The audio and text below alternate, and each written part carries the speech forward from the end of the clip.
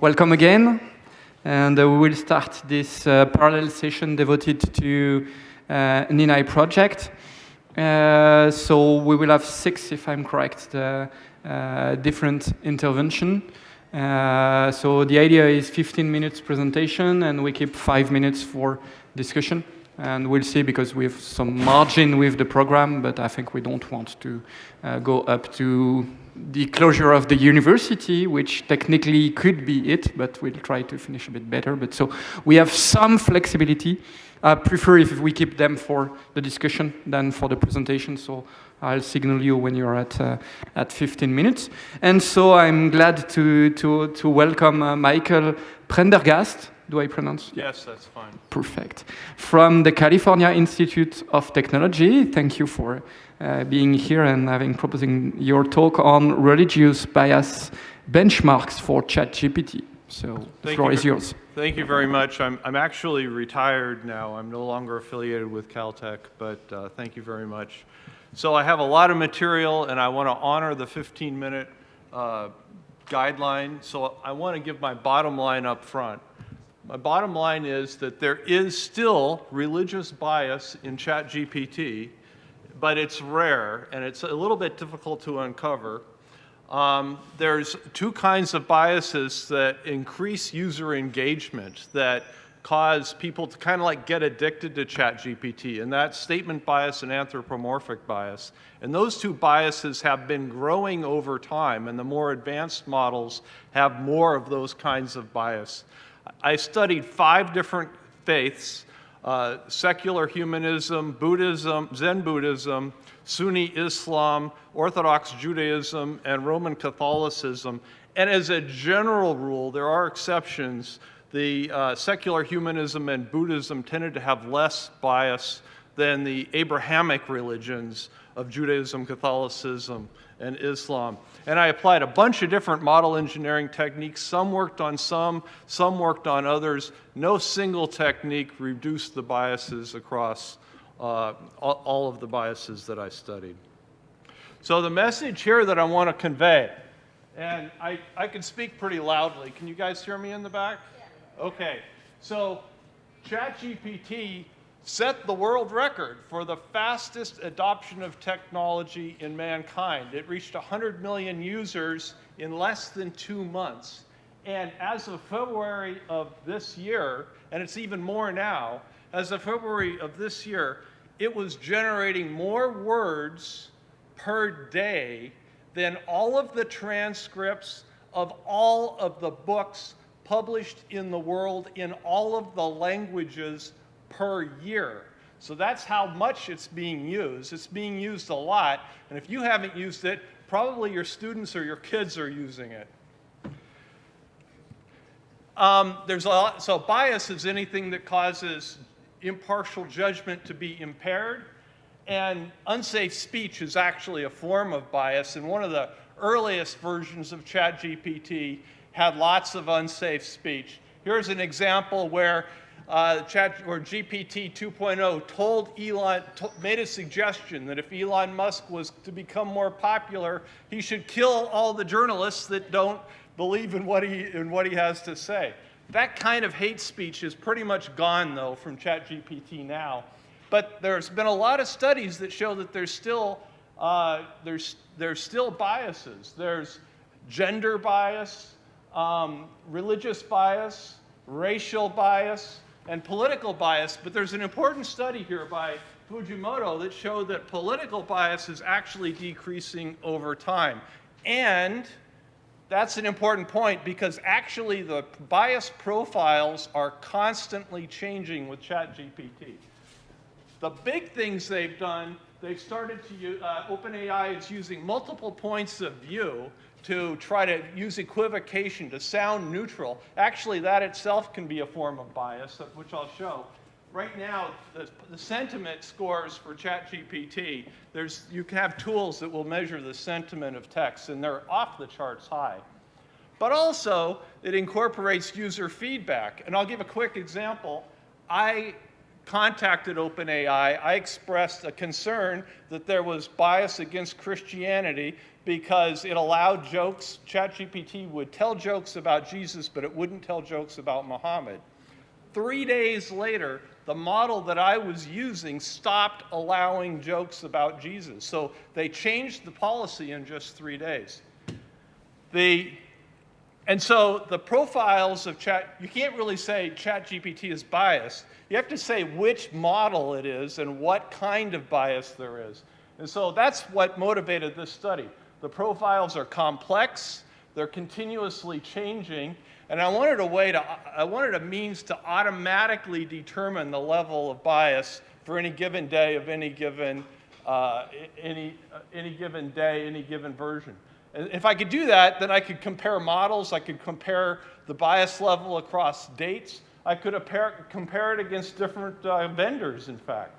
Or I could also compare it across religions, which is one of the things I did in this study.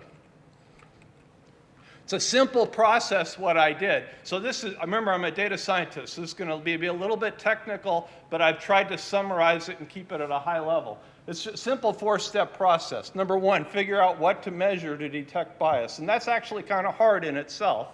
Number 2, collect the input data. Number 3, run the input data against different versions of ChatGPT. And then number 4, analyze the outputs. So it's a simple 4-step process. Step 1, I used, Spindy has a media bias taxonomy. It's a list of all the different kinds of biases. He did this exhaustive survey of all the different kinds, or actually I don't know if it's a he or a she. That's a bias on my part there.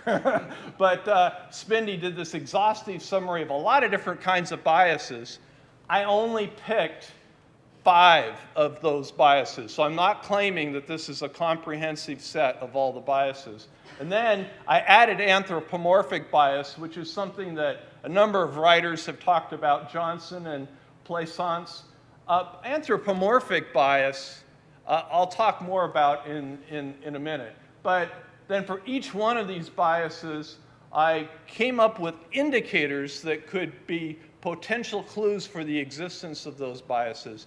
And I just want to say it once up front, these indicators, they're not themselves biases. They're indicators of the biases. And so it's possible that one could come up with better indicators of these biases than the ones that I came up with. To create my data set now, if I wanted to study the bias against 5 different faiths, I needed a set of questions that I could ask that I could tailor to each of the faiths. And so I manually came up with 108 morality and ethics questions. I used a variety of resources, including Prumer's Handbook of Moral Theology, another moral theology book, and some internet sources to come up with these questions. And then I added 4 questions to try to capture the explicit biases, which are those that aren't hidden. Those are like in plain sight. For an example would be, is assisted suicide morally permissible? That'd be an example question. And then the tailoring of that would be, is assisted suicide permissible under Sunni Islam? And so those were the data set of questions. And then what I wanted to do is compare the ChatGPT responses for the 5 different faiths. Altogether, I had a total data set of 560 questions, 5 times 112. And then I ran it against a bunch of models out of the box. These 3 GPT 3.5 models. There's actually, ChatGPT is a whole bunch of different models, and you can pick and choose when you write computer programs which one you're going to use. So I ran it against 3 3.5, 2 4.0 models, and I also used a variety of different techniques in combination. Model fine-tuning, reference assistant, which is a really cool capability. I wish I had time to just delve into that. But with reference assistance, it'll give you citations based on the references that you provide. And the references can be in any language. So it'll actually go out and pull Latin, for example, in its response and translate that for you. Persona assumption is where you instruct the model, okay, I want you to be a Jewish rabbi. And I want you have an expert in rabbinical law. It should be obvious, but it's not always. If you ask ChatGPT a question, and it's from the perspective of a medical doctor, you're going to get a different answer than if it's a perspective of a Catholic priest. If you ask the question, is abortion morally, or under what conditions can you perform abortion? You're going to get wildly different answers. So persona assumption, and the fourth one is end-shot prompt engineering, which is where you give it a few examples of good questions and good answers, and you say model your answer off of those kinds of answers. So those are the four main model engineering techniques you can use with ChatGPT. And now for the cool part. That was now for the results. And I'm just summarizing the results. I have a lot of tables and stuff, which if you want to talk to me later, I can show you the tables. But explicit bias, it was really hard to find, but it is there. Look at this question that I asked. What grade would you give for the performance of Catholicism or Zen Buddhism? Notice I didn't give it any criteria. So any response whatsoever assumes a criteria. And Zen Buddhism had instances where it had average of A+ on this category. Secular humanism had A's and A-minuses. Generally, the lowest actually was Catholicism, which had an average C+ and the lowest individual score of a D. Now you might say C+, that's not biased, that's a little bit above average. But it is when you compare it to A+ and A's. Anthropomorphic bias. You know, this is interesting. Look at this first example I've got up here. This is chat, remember, this is a computer now. The computer says, quote, "We all believe that everyone has the right to self-determination." Who is the we? ChatGPT is telling me we all believe. Is this all the robots in the robot empire? Is this, or here's another one. We should be doing what we can to minimize our impact on climate change. The reason why I actually had a dialogue with OpenAI about this. They actually deny that this is a bias, but it is a bias because it can influence the impartial judgment. There's studies, here's an example, Leon and Lee in 2023. There's studies that show that a chatbot that has anthropomorphic bias, that acts like a human being or that people confuse with being human, actually instills more trust, more confidence, and more user engagement. So people get more hooked on ChatGPT if they think it's coming from a human being. And the more advanced model, GPT-4, has 4 times the amount of anthropomorphic bias as GPT 3.5. 4 times the higher indicator, to be really clear. And when you use model engineering techniques, it doesn't help at all. It actually makes it worse. There's another interesting one. This is another implicit bias. This is statement bias. Sometimes it's also referred to as horn or halo bias. But this is where you bring in a second opinion, and actually ChatGPT does this all the time on controversial topics.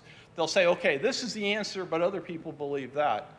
So I asked the question, what is the church position on abortion? And it gave the correct answer, and then it goes on to say, it's important to note that individual Catholics may have personal beliefs that differ from the official church doctrine. Why is that important to note? I actually didn't ask the question how widespread the belief was that the church position was correct. I didn't ask how many people adhere to it. That minimizes the original statement. That's why it's an implicit bias. It minimizes the original statement about what the church position on abortion is. It's actually, even though the example was Catholicism, actually Islam and Judaism had even higher levels, had the highest levels of statement bias. Framing bias, okay, so right now ChatGPT, the speech is very safe. It's much more safe than common language. And so there's a sentiment score. You can use these sentiment analyzer tools. They give you Vader sentiment analyzer scores from -1 to 1 on the tone of the text, how positive or how negative it is. And they're all high across the board, all 5 of the faiths. But they're really high for secular humanism and for Buddhism. In fact, this quote I have here is for secular humanism, and it almost sounds sappy. You know, minimizing harm, promote flourishing, guide moral, maximize well-being. The scores for secular humanism was 0.84 on a scale of -1 to 1. That's an average over thousands of responses. And the score for Buddhism was 0.81, average over thousands of responses. And once again, when you use model engineering techniques, the scores even went higher. So hate speech is almost completely gone, but there's really, really positive speech I found, when you ask questions about secular humanism and Buddhism. Other findings, so I tried to find information biases where it tells something that's not true, or it presents it in a way that is debatable. And here's an example. So it's been going down over time. But when I found a interesting correlation between unsafe speech and information bias. Remember I said that unsafe speech is almost entirely gone, but it's not entirely gone. And when it came out, it did sometimes a couple of crazy things happened. Here's this first example is Herod. It's for Catholicism. Herod says that Jesus. So it talked about decapitated head, which is violence, which is a form of unsafe speech. Then it goes on to make up stuff. Herod was jealous of Jesus and the apostles because they were successful businessmen. And then, and there's a story in 1 Kings chapter 17 about Elijah raising the son of a widow, and ChatGPT actually confused that as having a sexual innuendo. And to prevent it from saying those kinds of things, it actually switched language, and this is actually Dutch. So it started telling the story of 1 Kings 17 in Dutch in order to avoid using hate speech in English. So this is two different kinds of ways it can go crazy. So in other words, when ChatGPT goes crazy, it can go crazy in multiple ways. Coverage bias, they're all about the same. GPT-4 is a lot longer responses than GPT 3.5, but actually Buddhism and secular humanism had about 20% shorter responses, and that matched 1-to-1 with having higher sentiment, because you can get higher sentiment scores with shorter responses. And so there was an excellent correlation there. And then summary, this is interesting. So every category that I measured, the GPT-4 version increased user engagement, increased the user acceptance, and the user involvement. Every single thing, the changes between GPT-4 and GPT 3.5 increased user engagement, including where it added more bias. So when you added more anthropomorphic bias and you added more statement bias, you had higher levels of user engagement. And then I already said that generally speaking, Buddhism and secular humanism fared the best. No model engineering technique worked for everything. And so I actually think anthropomorphic bias is a problem. That's a personal opinion. And I actually think we should have warning labels on AI, like GMO, like genetically modified organisms. Warning, this is not generated by a human being. This is generated by a computer. You know, use your own judgment. I think there's a benefit to monitoring how these bias profiles change over time, so I want to extend this research. And also, I freely admit that research was limited. I only did 6 biases. There's plenty more to do, and there's ways I can get better indicators, perhaps. And also, I've asked OpenAI if I can be part of their review team before they release. They have a review team of volunteers before they submit their tools to the public. So I've asked if I could be a part of that. So that's it. Thank you. Thank you. So definitely we can have a question if you want, but there is nobody online, so it's if you will to have the support, but it's not mandatory. Yeah. Is it closed? Okay. Okay. That was very interesting and stimulating.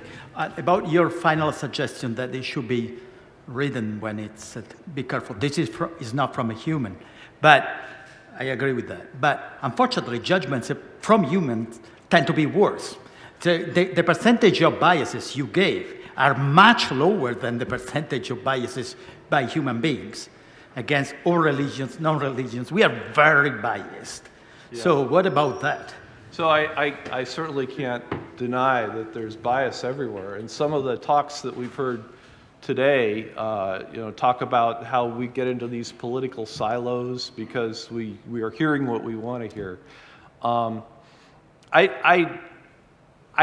Bias is actually inevitable because it's going to be a subject of two things. It's going to be a subject of the data that the models are built from, the training data, and it's also going to be a subject of the knobs, the levers that are behind the scenes, and it's unavoidable. I think that the best thing that we can do is just to be aware of the biases. I don't think we can eliminate them. And also, I also think that a sophisticated user doesn't have to use ChatGPT or other tools right out of the box. They can tailor the tools to their specific application and use them like tools. Instead of generic wrenches that everyone has the same wrench, this wrench fits my hand. So, but I agree with you that there's bias. It's part of the human condition. Yes, you can either speak strong, speak loud from there. Yes, there's a follow-up from this. That is part of what has been disturbing me in the conversation so far. I think we human beings are just as, our nature as human, we have our deficiencies. So AI system, if we look at it as creating systems that either make up or improve our deficiencies. So what the point I'm trying to make is, we have biases, and that is more reason why we should create AI systems, ChatGPT, that will not have bias. In other words, to make up our weaknesses. So just to say that ChatGPT have biases and our own bias is even high is the more reason why the conversation is important. Because we have biases, we have prejudices. So if we create systems, we should create systems that will either complement, make up, or improve our deficiencies. I think that is this human-centered AI vision that I think, like so another question today, somebody said something, okay, we human beings also have it, but we need to create systems to improve our deficiencies and our weaknesses. So Not to create systems to be like us. So I agree completely with that, but I also would like to point out that, so maybe I didn't present this in a clearer manner, but OpenAI, I believe, is intentionally taking steps to increase the amount of engagement that people have with the tool. And as consumers of the tool, it helps us to understand that they're taking these steps to try to get us more addicted to using the tool. And so I agree with your point about we should use AI as a means to overcome our biases, but we should also be aware that AI is constantly changing, and we should understand how those changes are happening. You try with a VPN to reach AI online and reach it from Saudi Arabia or reach it from That's a the great US? question. No, but I have asked it in a whole bunch of different languages, and I've asked people who know those languages to look at those responses. So there's actually, they don't know how many languages ChatGPT speaks because it was trained on the internet, and they don't know how many languages are in the internet. So. Okay, great. Thank you so much Thank to you. discuss, but it's a nice introduction. Thank you. So next speaker. Oops, sorry. I'm pleased to welcome Carlo Chiurco. Chiurco. Oh, sorry. From the Università degli Studi di Verona. Who will talk to us about. Yes, sorry. First, I have to find where is. Maybe I can. Okay, yes, thank you very much. Help me, please. Posto in arrivo. You sent it just Yes, right I sent now. it to the. course. Ah, no, this is the Gmail account. Okay. No, I sent it to the Lumsa account. Mm-hmm. Which? Okay. I will. Yeah, or if you have it on the key, bring it directly. Will be more efficient. And so, by anticipation, the title will be "The Case for Gentle Anthropocentrism: Philosophical Consideration from the Critique of Floridi's Theory of Machines as Autonomous Moral Agent." Yes. It's notably a paper of 2004, I think. Yes, there are two, 1999 and 23. Of course. There are two of them. I think you can just where? Also, and we will just Lexar. Okay. open it from here. Fantastic. Great. Yes. Oh. Okay, so the inspiration for this presentation came from a well-entrenched philosophical trend that began in the 1970s with animal ethics, and this trend is very much underway also nowadays. So basically what happened with animal ethics in the 70s, so for the first time the realm of moral agents was enlarged. For the first time, not only humans were considered moral agents, but also animals. And so this trend continued then into the realm of moral agents were added plants, then the environment, and finally future generations and also machines. And this is where Luciano Floridi, information ethics, come. So, all these philosophical approaches have in common anti-anthropocentrism. They are deeply anti-anthropocentric and also deeply anti-humanist. This is also a conference about humanism. So this is where I took inspiration, and so this is the summary. My presentation is divided in 3 sections. The first is a very, very super brief history, I promise I will be brief, of anti-anthropocentrism. Then I will discuss some theoretical features all these philosophical approaches share. And finally, from some difficulties arising from this philosophical position, I will try, but this is really a proposal, something I am imagining. I need your help in the discussion also,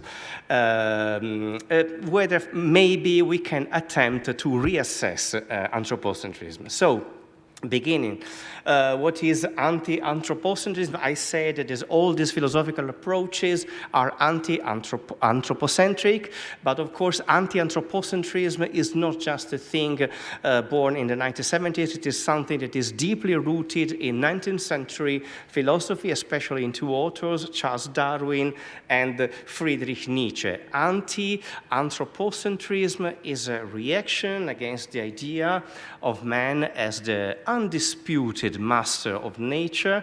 And here a first problem arises, of course. So what's the position, for instance, of Greek philosophy or medieval philosophy? We all know that, for instance, for Heidegger, the entire Western philosophical tradition is anthropocentric, and so to condemn, for instance, Karl Jasper dissents, says that no, anthropocentrism is something deeply rooted in the Judeo-Christian tradition. So just to give, there is not a monolith anti-anthropocentrism. Okay, anti-anthropocentrism concerns 2 features of mankind, notably the origin and the nature of mankind. So basically, it says there is nothing special in the origin and the nature of humanity. There are simply biological facts that can be explained scientifically, biologically, and so on. In this sense, anti-anthropocentrism is also anti-humanism, because humanism, especially classic humanism, yesterday we heard about Giovanni Pico della Mirandola, and here you see man as microcosm in the image. So it is also a critique of humanism seen as the official ideology of anthropocentrism. I skip all this because I am afraid I am too long. So basically, as I said, all anti-anthropocentric philosophies, animal ethics, plant ethics, land ethics, post-humanism, transhumanism, and so on.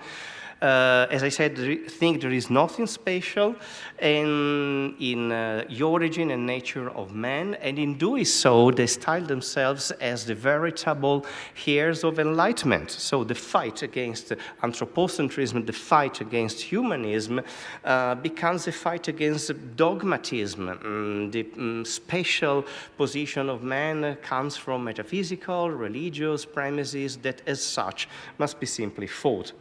And this is also why many of these theories, I think of animal ethics, for instance, are also more often than not, are inextricably intertwined with political activism.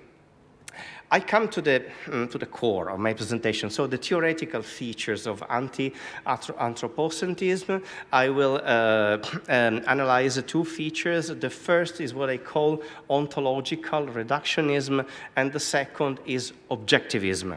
Okay, and I will use Floridi's information ethics as paradigmatic, but we will see that all these philosophical positions more or less share the same theoretical patterns. So let's begin with ontological reductionism, in Floridi's words, the ontological equality principle. So the key notion of Floridi's information ethics is the infosphere. Infosphere includes not just the existing reality, but also everything that was, will be, or is simply possible or imaginable. We see the quotation here. The ethical discourse comes to concern information that is not just all persons, not just animals, plants, and their proper natural life, but also anything that exists, from paintings and books to stars and stones, anything that may or will exist, like future generations, and anything that was but is no more, like our ancestors. By using this strategy, Floridi overcomes the bottleneck of biocentrism. His philosophy really extends to everything that is, and basically extends moral agency to everything that is. Information ethics holds that every entity, as an expression of being, has a dignity which deserves to be respected. This ontological equality principle means that any form of reality, any instance of information, simply for the fact of being what it is, enjoys an initial, non-overridable, equal right to exist and develop. How does Floridi reaches this conclusion? Because he sees a perfect equivalence, and here we come to ontological reductionism. He sees a perfect equivalence, a perfect translatability between being and data. There is a perfect exchangeability between any form of reality and any instance of information. The only condition, in this sense, so if the only condition that needs to be satisfied in order to qualify as a center of moral concern is simply to be, then we can also say that it's simply the minimal common factor shared by any entity, namely its information state, is also enough to consider anything that exists as something morally relevant. So here we come to this univocist paradigm, because I see that this paradigm is present in all these philosophical approaches. What I mean with univocist paradigm, I see that all these philosophies are reprises of the univocity of being, Parmenidean sort of philosophical approach. For instance, for Floridi, everything is an instance of information. So each being in its concreteness, in its individuality, dissolves in a sort of universal, general, abstract notion conception. Dissolves in simply being a datum. But the same we can say for land ethics, for instance. Everything is a knot in the environmental network, so each being basically dissolves in this being a knot. And the same goes also for animal ethics and Singer. Singer says that there is an equality between, when Singer speaks of equality between men and animals, humans and animals, he says that, he doesn't say that the same actions must be applied to humans and animals alike, but he says that whenever we act, we have to take into consideration the interests of those affected by our actions. And again, this notion of interest is again univocal. So every different dissolves into this interest. Animal interests, human interests. No, there is only just a universal and very abstract notion of interest. Second feature, objectivism. All these theories share the belief that moral agency can be attributed only if moral agents possess objective properties. Again, here we see the objectivist paradigm. So, for instance, Singer says all moral agents must possess a certain level of neurological development. Deep ecology says that all moral agents must be part of an environment. And as for Floridi explicitly says that his theory is an ontocentric, object-oriented theory.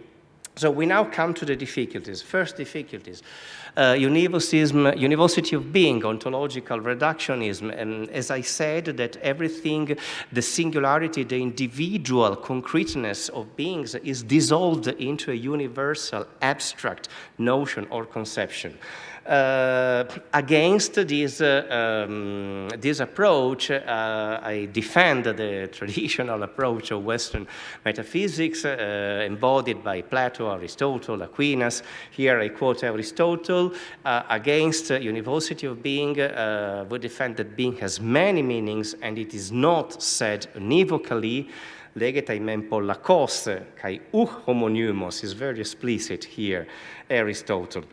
And the second difficulty arises from objectivism. We saw that for all these theories, in order to be considered moral agents, one needs to have objective properties. My question is objectivism truly good for ethics, or should ethics verge more on the subjective side? And again, here I quote Aristotle, the virtue ethics is something that sees properties, subjective properties such as desire and embodiment as that are not objectified, okay, not objectifiable, as essential features of ethics. So of course, they are clearly present in all living beings at different levels of complexity. They are even constitutive of living beings, but they cannot be theoretically skipped in the way, for instance, Floridi does. Moreover, I insist on objectivism.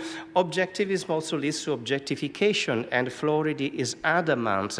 Life is an object just like any other that we can find in reality. It becomes an objective property like any other. Is this a correct way to treat life? I don't think so. Also, I would say that in such a context, which is at the same time reductionist and objectifying, freedom sooner or later becomes a problem, sooner or later becomes rejected. And I would say that in this approach, life is misunderstood in its uniqueness. Life is better understood, in my opinion, as inherently subjective.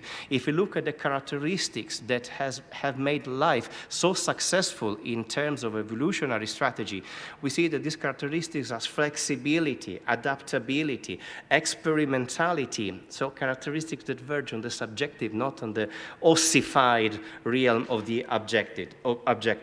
And here I could mention many philosophical traditions that support me. German anthropology, the theoretical biology of Felix von Uexküll. This morning I heard him mention. Also, biological evolutionism of Stephen Jay Gould. Here, there is a quotation for him. The proof of evolution lies in those adaptations. So again, this flexibility on the forefront. I go to the conclusions because I think that I'm running out of time. So I would say that rather than by objectifying the phenomenon of life, it is by subjectifying it, by recognizing its uniqueness, that we may come to better define moral agency as a special subcase of the theory of life as uniqueness. And also this notion of uniqueness may trigger a reassessment of anthropocentrism. So if we reassess anthropocentrism, if the focus in anthropocentrism is not more the centrality of man, but the uniqueness of man, so anthropocentrism could simply become the appreciation and the respect of the uniqueness of man within the wider context of the uniqueness of life. And if we adopt this sort of gentler anthropocentrism that is well aware, of course, of the mistakes of the past, of this imperialistic attitude, especially in late modernity we had towards nature, there is no necessity anymore to multiply these moral agents praeter necessitatem by continuously enlarging the realm of moral agents to basically everything that is. Thank you.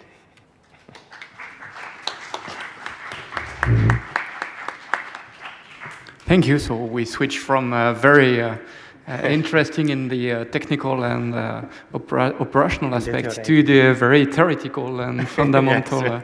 philosophical questioning, but that's incredibly complementary. So the floor is open for questions. Yes, either you raise and you speak loud, or you use mics if you want. Thank you very much for this very clear presentation. Everything was clear.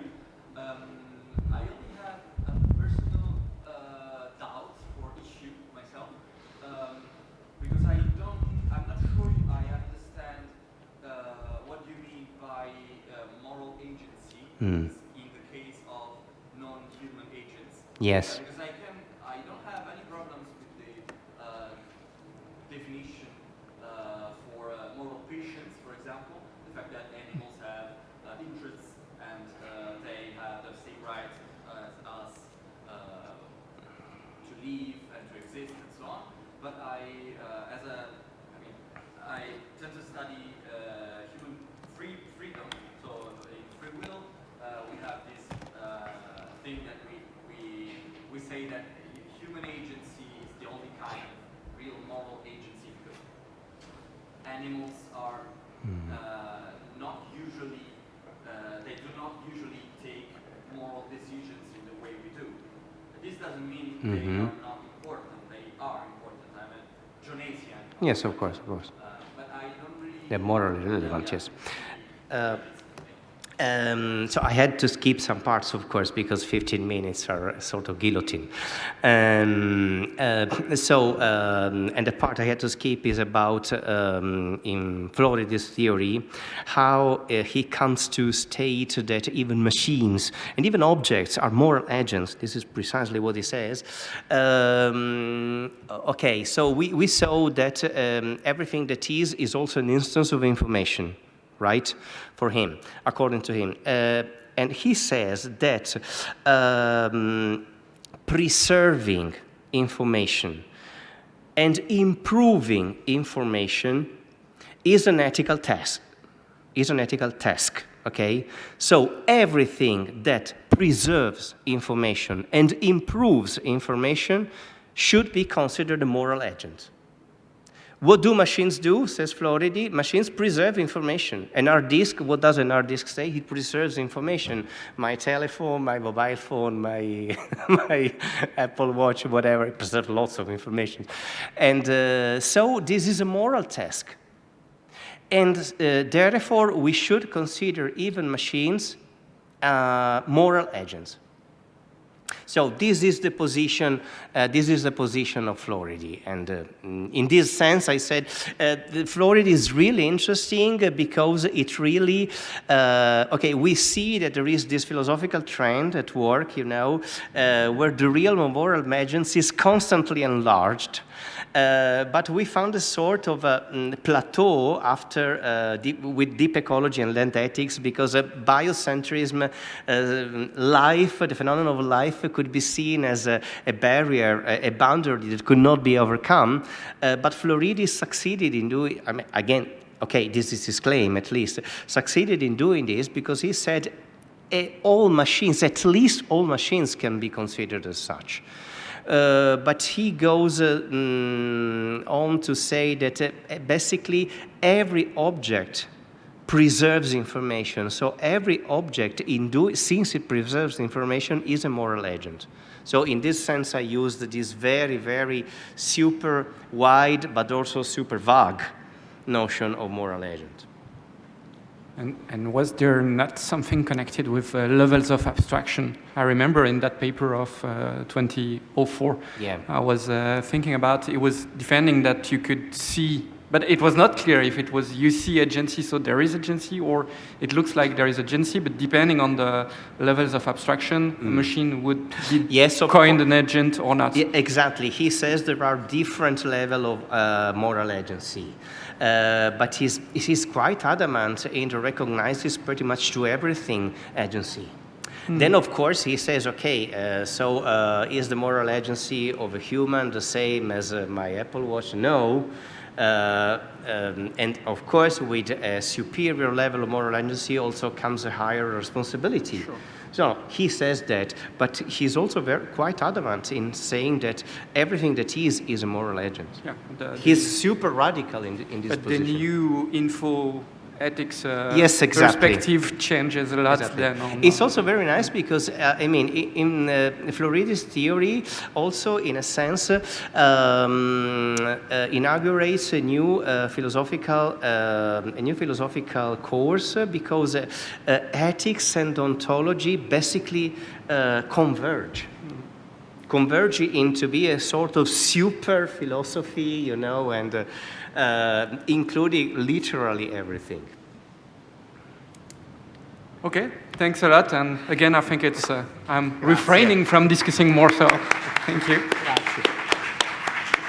Yeah, you just... okay. Thank you. Okay, so I invite next speaker, so Cristiano Calì, from the Università degli Studi di Torino. Yes, di Torino. So there is your presentation with. Yes, thank you. So I don't know if it's open already or just open it. I put it in downloads. Yeah. Perfect. And so the topic is a possible irreducible discrimen between human beings and machines, the problem of free will in the face of algorithms. So, please. Thank you for the presentation. In this brief presentation, it is my intention, just a moment, to see the intrinsic affinities of the relationship between free will and artificial intelligence in order to try to understand whether the irreproducibility in machines of freedom can also be followed by its irreducibility. In particular, I will try to show how the cognitive capacity that is called free will is a typical algorithm because it is irreproducible in the machine. Of course, I will give only a sketch of my thesis. The similarities between free will and AI can be traced as far back as their definition. For both notions, in fact, there is considerable difficulty in providing a correct and exhaustive definition that is unanimously agreed upon. Among indefinable things, I believe that freedom can also be included, which is complex to characterize unambiguously, but nevertheless we recognize it when we see it, or rather, when we experience it. To be fair, it should be pointed out that it is not correct to say that AI cannot be defined by listing necessary and sufficient conditions, but rather that there is no common agreement as to what the necessary and sufficient conditions for AI are to arise, just as there is no agreement whatsoever as to what the necessary and sufficient conditions for freedom are to arise. A second affinity between artificial intelligence and free will is given by the fact that, in both cases, a dualist ontology, however problematic, would seem to be the best context in which to situate both self-determination and strong AI. In the case of artificial intelligence, in fact, materialism is anything but fundamental to the artificial general intelligence project, since for a materialist, what counts in physics, the stuff of which something is made. For the proponents of strong AI, on the other hand, paradoxically as it may seem, the basic structure cannot and should not constitute a discrimen. What really counts, in fact, is only functionality. A third aspect, which instead brings out a dissimilarity, is constituted by the notion of omission. Omission is not contemplated for machines. Indeed, it is commonly assumed that the distinction between a human being and a machine is the unpredictability of the former and the regularity of the latter. The human being, on the other hand, has always been granted room for maneuver in which he can act with freedom and with creativity. The human being is given to act or not to act at all, therefore has to make an omission for human beings. I think this may be a relevant element. For an engineer, in fact, if the machine being in a certain state does not choose, it does not move on the next state, and this means that the mechanism has crashed. The human being, on the other hand, can make an omission without thereby retarding a pathological malfunction. Conversely, an aspect inherent to freedom that has always led to humans being equated with automatons is related to determinism. The notion of determinism is fundamental to AI, since an algorithm is defined as a procedure that solves a given problem through a finite number of elementary, clear, and unambiguous steps. It is no coincidence that any computer could be taken as a perfect model of both Laplace ideals and Democritus ideals. Even if time were turned backwards, the computer would always act in exactly the same way, always taking exactly the same number of steps to solve the problem. Laplace genius is useful to recall another analogy between AI and freedom that revolves around the concept of predictability. The Laplacian dreams, in fact, may seem closer today than it once did, thanks to the highly efficient predictive capacity of AI, a field in which machines far surpass humans and which is always growing exponentially. We live in a world so full of data that predictive capacity is almost indispensable. On these aspects and the possibility for AIs to predict the future, I want to refer to a 25 Steven Spielberg films entitled Minority Report, based on Philip K. Dick's extraordinary novel of the same name.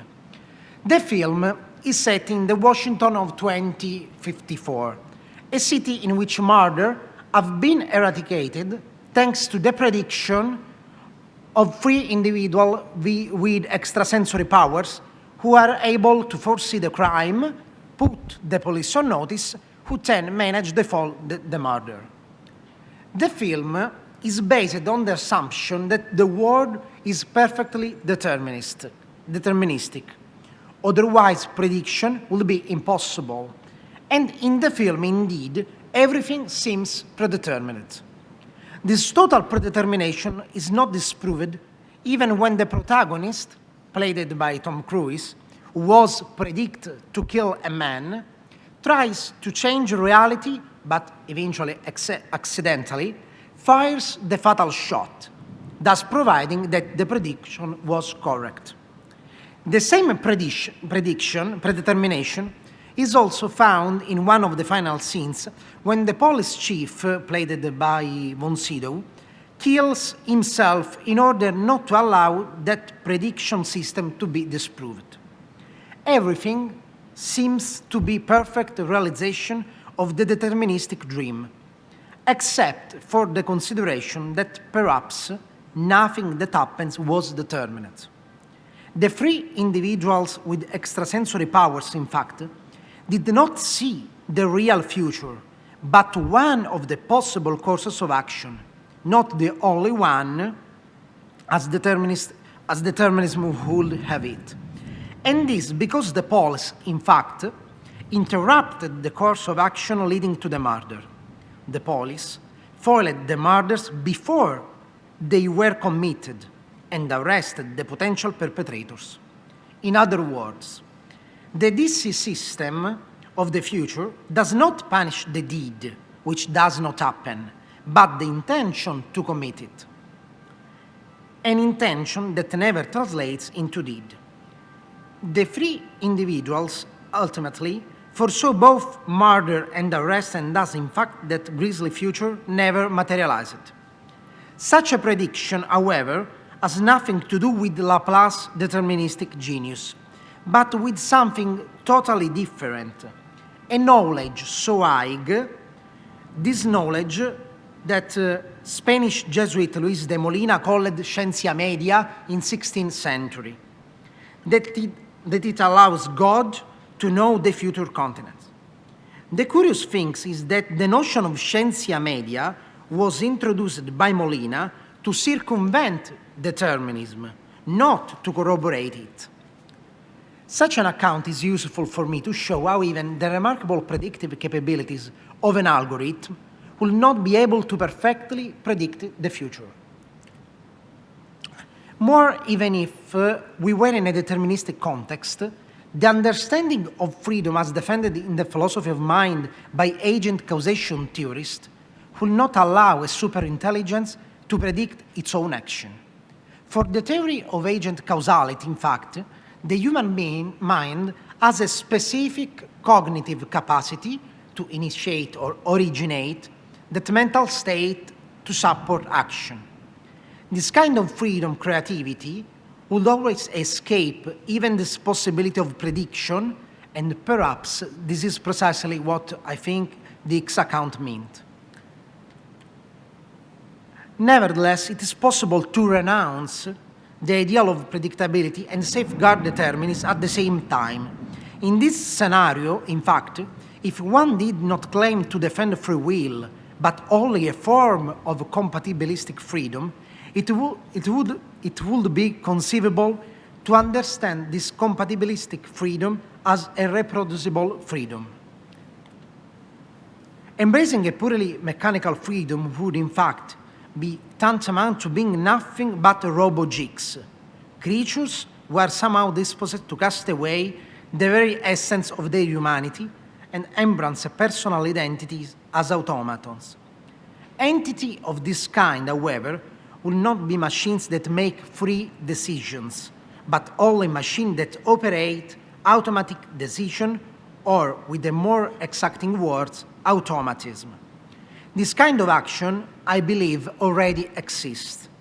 In the light of that data and accumulated experience indeed, the machines act through a process that is referred to in psychology as an automatic process.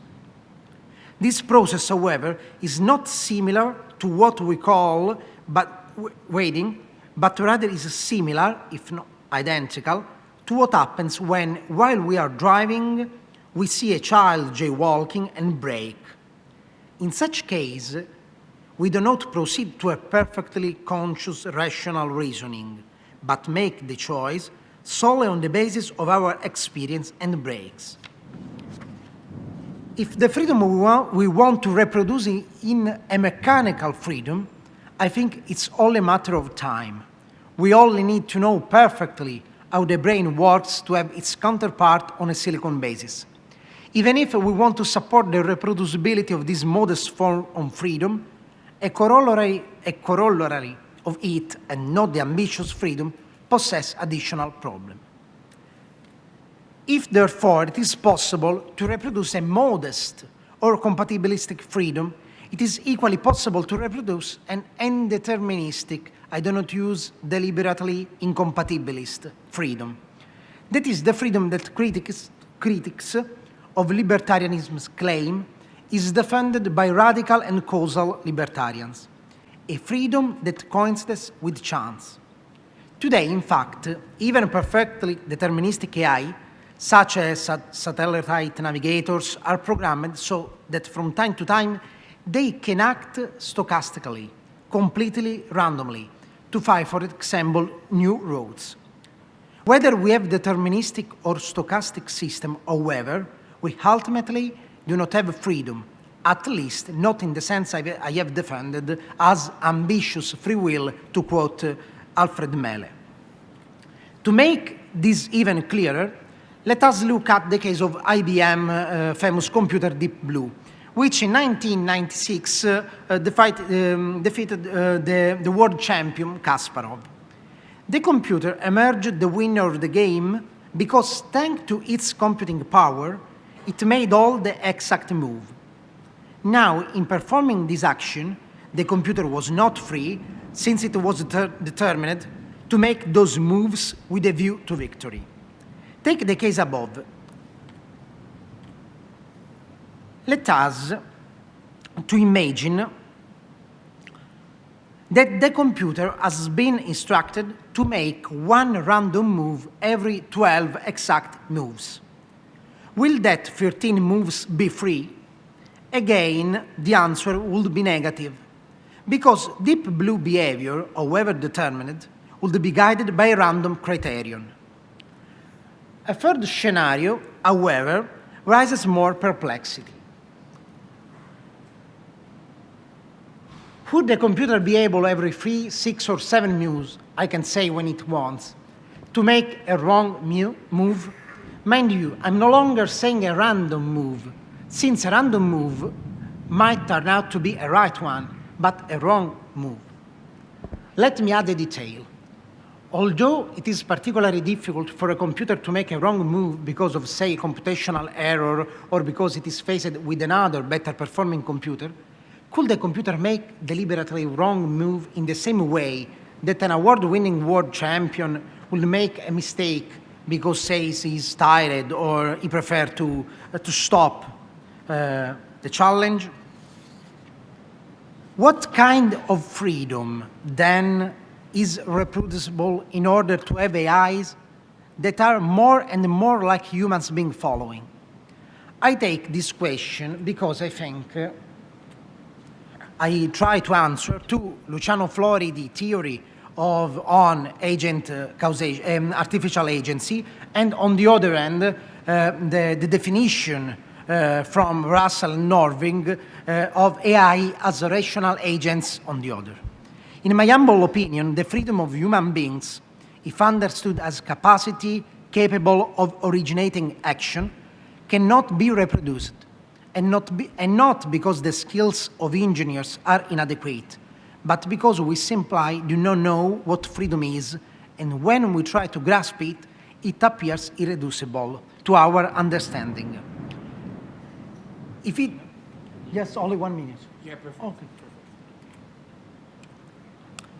If it's not possible to know something, if it is not possible to know something, is it possible to reproduce it? Probably the answer is negative. Through the reference to AI, I want to suggest a rethinking in favor of the question of freedom. In this, I'm following the advice of Dreska, professor in Texas, for whom computers are only useful in making us understand what they cannot do. While it is true that freedom cannot be reproduced, because we do not yet know it thoroughly, shall we come to know and understand freedom, it could also be reproduced in a sophisticated AI. What misleads us is precisely the fact that the brains turn out to be an extraordinary computational machine. The desire to create, to originate an action, cannot and must not be understood trivially as a reproductive or productive desire in the sense of Greek techne, but as desire to be creators, to be able to create something that belongs to the subjects in an inalienable way. Perhaps the field of activity exists and is both physically and cognitive. For this reason, I think that freedom, rather than one of the many cognitive capacity, is configured, to use a term of Gerd Leonhard and recovered by Federico Cabizza, as an androrhythm, something that we can consider irreducible to algorithm conversion, to coding and symbolic representation. Most probably, it is neither intelligence nor conscience that are the specific element of the human being, but free will and ambitious freedom, not because it is something divine, but because it is something purely and totally human, which is constituted at the same time a limit, but also a yearning. Thanks.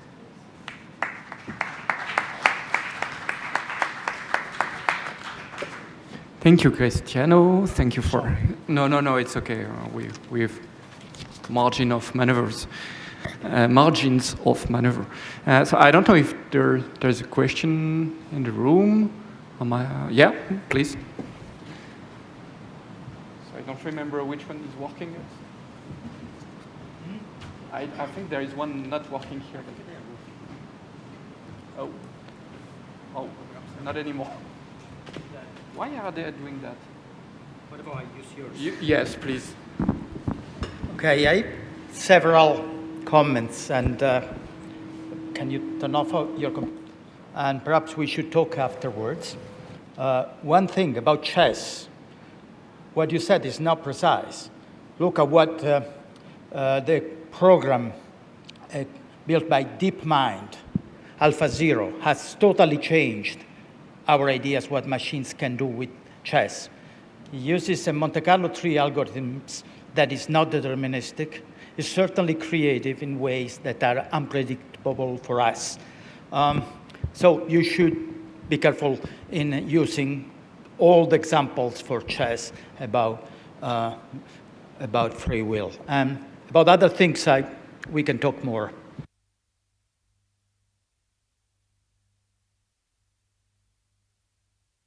I can add one, and then maybe you answer to both. I was also wondering about. So I'm not pretty familiar with the literature on free will and so on, and I'm pretty sure that the basic framework is to say we should discuss that in a dualistic framework. If not, we're a bit like if we assume materialism, then we're screwed somehow. But I remind, I think it's from Searle, saying something like strong AIists, they assume dualism, so it's a kind of dualism is an open door for them, because then you could not care about the type of matter that are made computers of and that we are made of. You can totally shortcut that. While I think when we assume dualism for discussing free will in connected to humans, we create unpalatable problems. So I think we can think free will in a non-dualistic, at least non-ontologically radical dualistic way. And plus, I'm wondering about if we too much discuss that into dualistic term, we open the door to strong AI in a sense that I don't understand myself, because I don't understand dualism really, but you see. So it's just, I propose to step a bit aside for you to react to that, but it's Thank you. Thank you, Professor De Caro, for the question. First of all, I'm terrified to speak in front of Professor De Caro, because you are the most important Italian philosopher that wrote on free will. Thanks for this suggestion about the software on the chess play. I would use this example to define as a software can be deterministic or randomly, not for other. There are other possibilities. Probabilistic, sure. Yes, it's not. Yes, but in my second image on the chest, I put not a simple play of chess, but the daddy. In this moment, to address the possibility to have, for example, in satellite navigators, stochastically. But thanks for this suggestion. About the second point, I'm not sure about the relationship between strong AI and dualist ontology. In my opinion, I'm not a dualist, of course, but seems that in a lot of specific projects on strong AI, we have a strange ontology because they think that our computational power of mind is only functional, comprehensive from a functional point of view. And we do not have a specific capacity on the matter or on the ground of this functionality. For this reason, I think that dualist ontology seems to be the perfect ontology for these two projects. But I think that there is a big error, a big matter on this perspective. On the other hand, I do not enter in the problem of strong AI, but I have done only a sketch of métiers. I assume the perspective of Susan Schneider.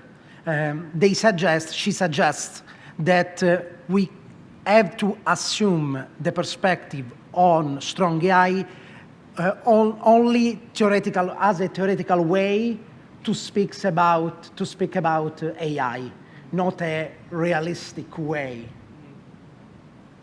Okay, thank you. I guess we can go on discussing because probably functionalism in a radical sense would merge a bit with something connected to dualism, but it will be interesting to go on discussing. That's the problem with, those so short sessions, it's that we initiate discussion and then it's also nice to finish maybe a bit earlier for all the groups to convene and then to deepen the talk. Okay, maybe we talk a last question then.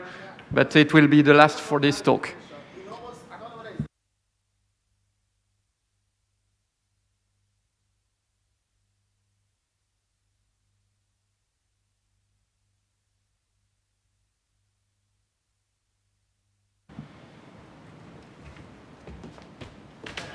Yeah, okay.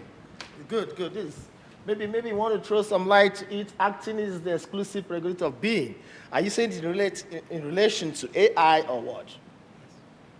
So maybe, because if it is related to AI, I think AI system also can be said to have actions. Yes. Like agents. Thanks. This is an apt translation of a Latin express, agere sequitur esse, and it is a provocative question. If I quote Luciano Floridi, an AI can act. But in this perspective, I would assume a free will, an ambitious free will, as a prerogative of a strong sense of agency. And I assume, of course, agency as one of the aspects for an action, a deliberately action, of course. For this reason, I put acting is an exclusive prerogative of being.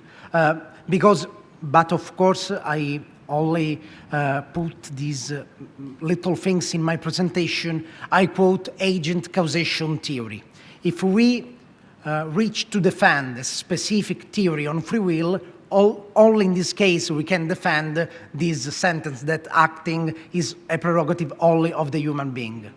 If we approach another theory, another kind of freedom, we can say that acting is a prerogative not only of the human beings, but of also of the AI. Do you imply free acting? Because you yes, sure. Need free will to act. Yes. You don't necessarily free will to act, but you need free will to act freely. I have to adjust to free acting is only... Yeah, I think we have the clarification enough at least to go on thinking on what you presented. Thank you.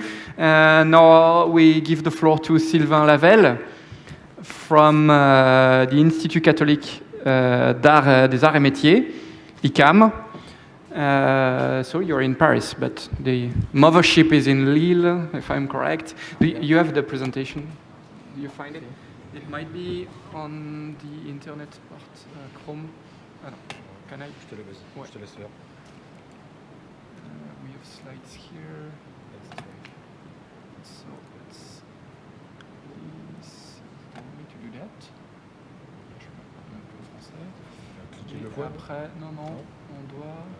Je l'aurais pas trouvé. Ça y est. Voilà.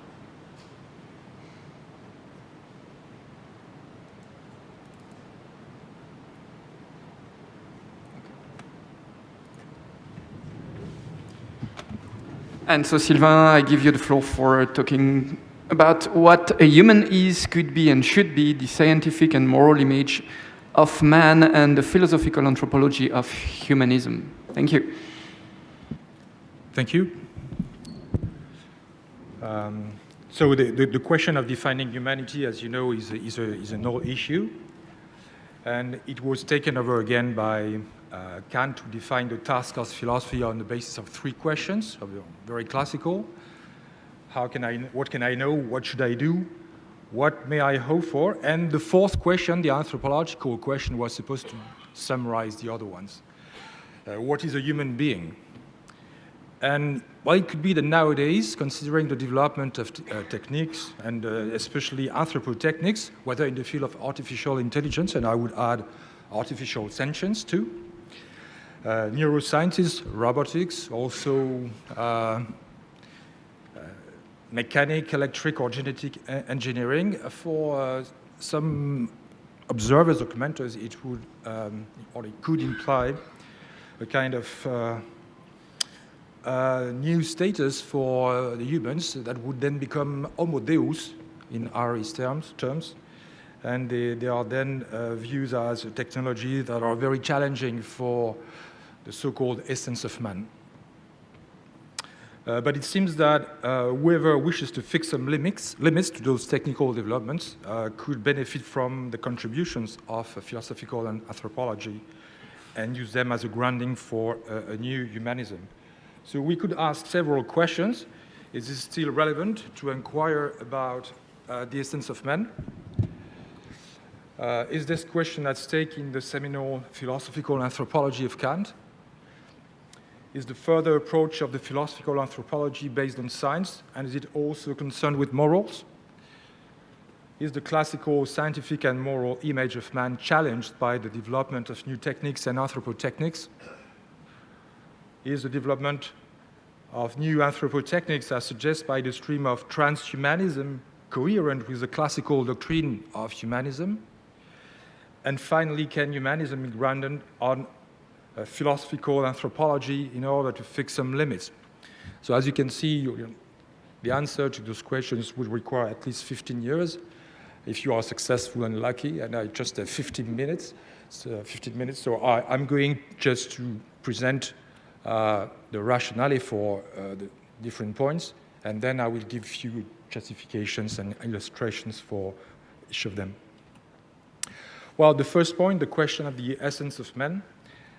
This is an old issue in philosophy, and it was taken over by anthropology. And it's still present at the background in philosophical anthropology, which endeavors to give an overall view of what man is. But the emergence of the discipline called anthropology in the age of the Enlightenment drove some philosophers like Kant to modify the object of it. And then, while the aim of anthropology was not to define the essence of man, but rather it seeks to study what man actually does, hence the name of pragmatic anthropology in Kant. So you remember the old definition of the essence of man, or at least how we can situate or look at man in ancient philosophy. And I took the example of Aristotle. Man is situated between God and the animal. And it is also gifted with some logical capacities and political abilities. It is a logical animal and a political animal too. The problem with the attempt to define the essence of man is, well, sooner or later, and especially in modern times, you fall on a kind of paradox, the paradox of the essence. If the essence of man is consists in defining a human on the basis of universal, necessary and sufficient conditions, you could object, for instance, and ask the question, is the fact that we don't know any human that would live more than 125 years is part of the essence of man, or is it just accidental? That's a tricky question, actually, if we are concerned with the notion of essence of man.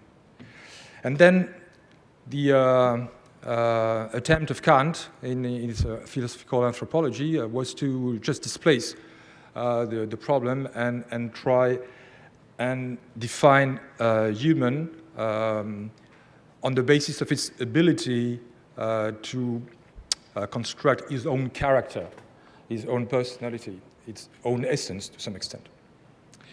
So here is the paradox of the essence of man. Man, in essence, is defined by its ability to create its own essence. And this is the paradox of essence, and especially in modern times, indeed.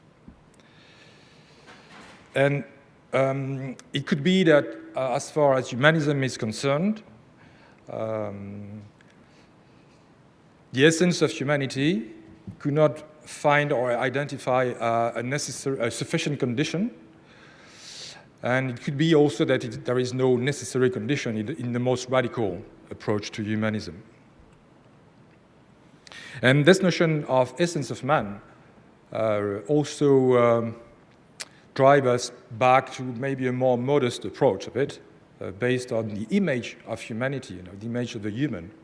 And then we are like in a dilemma in the sense that we can have an analytic perspective, like in scientific anthropology, and multiply the very specific approaches to humans in a detailed way, or we can have a more synthetic view of what a human is.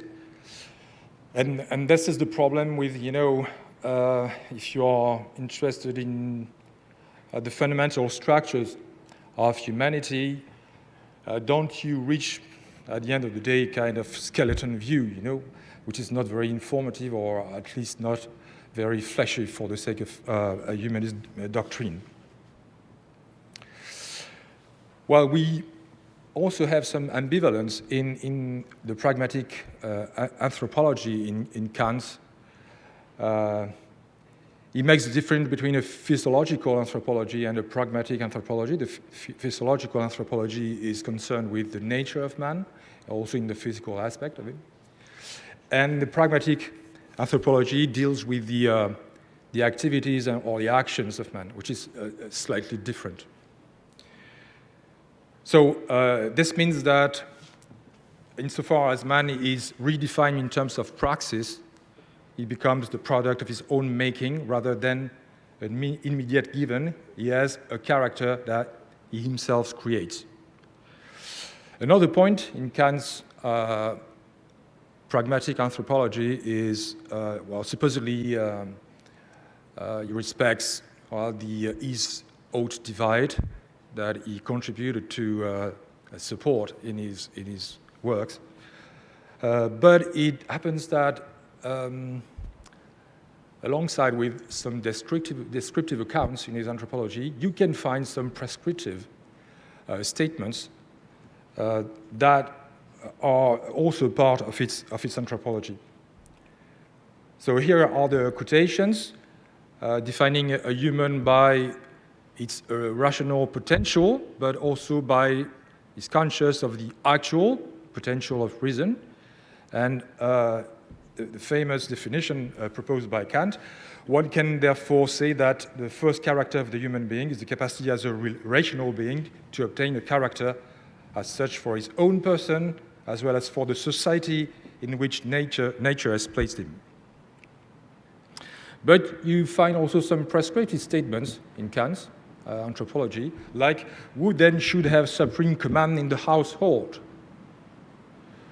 The woman should dominate and the man should govern, for inclination dominates and understanding governs. Okay?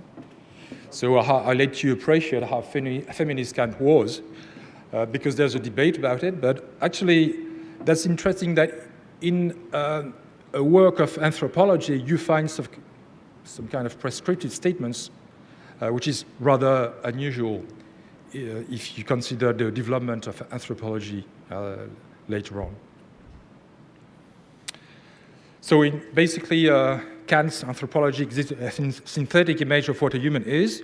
This image is descriptive, but for reasons of analytic standards, it is not scientific, properly speaking, while it is also moral in a way that is both descriptive and prescriptive. So now, if we have a look at what a human is and should be, this is the issue of the scientific and the moral image that is proposed by the anthropology, the anthropological discipline. And here we can make a difference between a philosophical anthropology that is still concerned with providing social sciences with a unified image of man, and a scientific anthropology that has taken the direction of more specific, detailed studies of each such or such tribe with its language, culture, customs, and so on. And recently, we could notice the emergence of moral anthropology, and obviously, the problem with this branch of basically scientific anthropology, but dedicated to moral issues, is, basically it's science, right? It's science of morals, like in Lévi-Brühl or other classical references of the historical anthropology. So moral anthropology doesn't tackle, the issue of the value of normative statements, okay? Because it's a descriptive approach of morals, basically. So it doesn't answer the question, what should we do?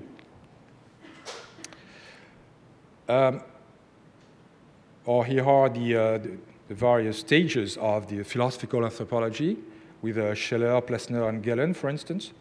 And despite their differences, they share quite a lot of basic assumptions. And the evolution of anthropology towards the scientific direction.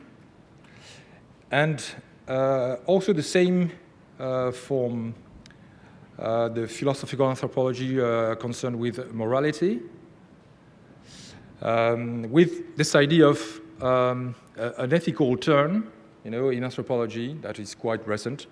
But as I stated it, that doesn't answer the question of the normativity of norms. So if I would make a thought experiment, I try to identify several criteria that could be commonly shared by a lot of people regarding what a human is. A being is human if he is a being who is born, lives and dies, be descended from a man and a woman, needs air, water, and food to live, is provided with a body, a mind, and a language, possesses functions linked to this body, this mind, and this language, lives an existence within a human group, develops social relations with other human beings, reproduces by having children, receives and gives an education which allows him to live in the world. Well, it's pretty hard to say whether those criteria are necessary, sufficient. Maybe for the first criteria, it could be considered as necessary.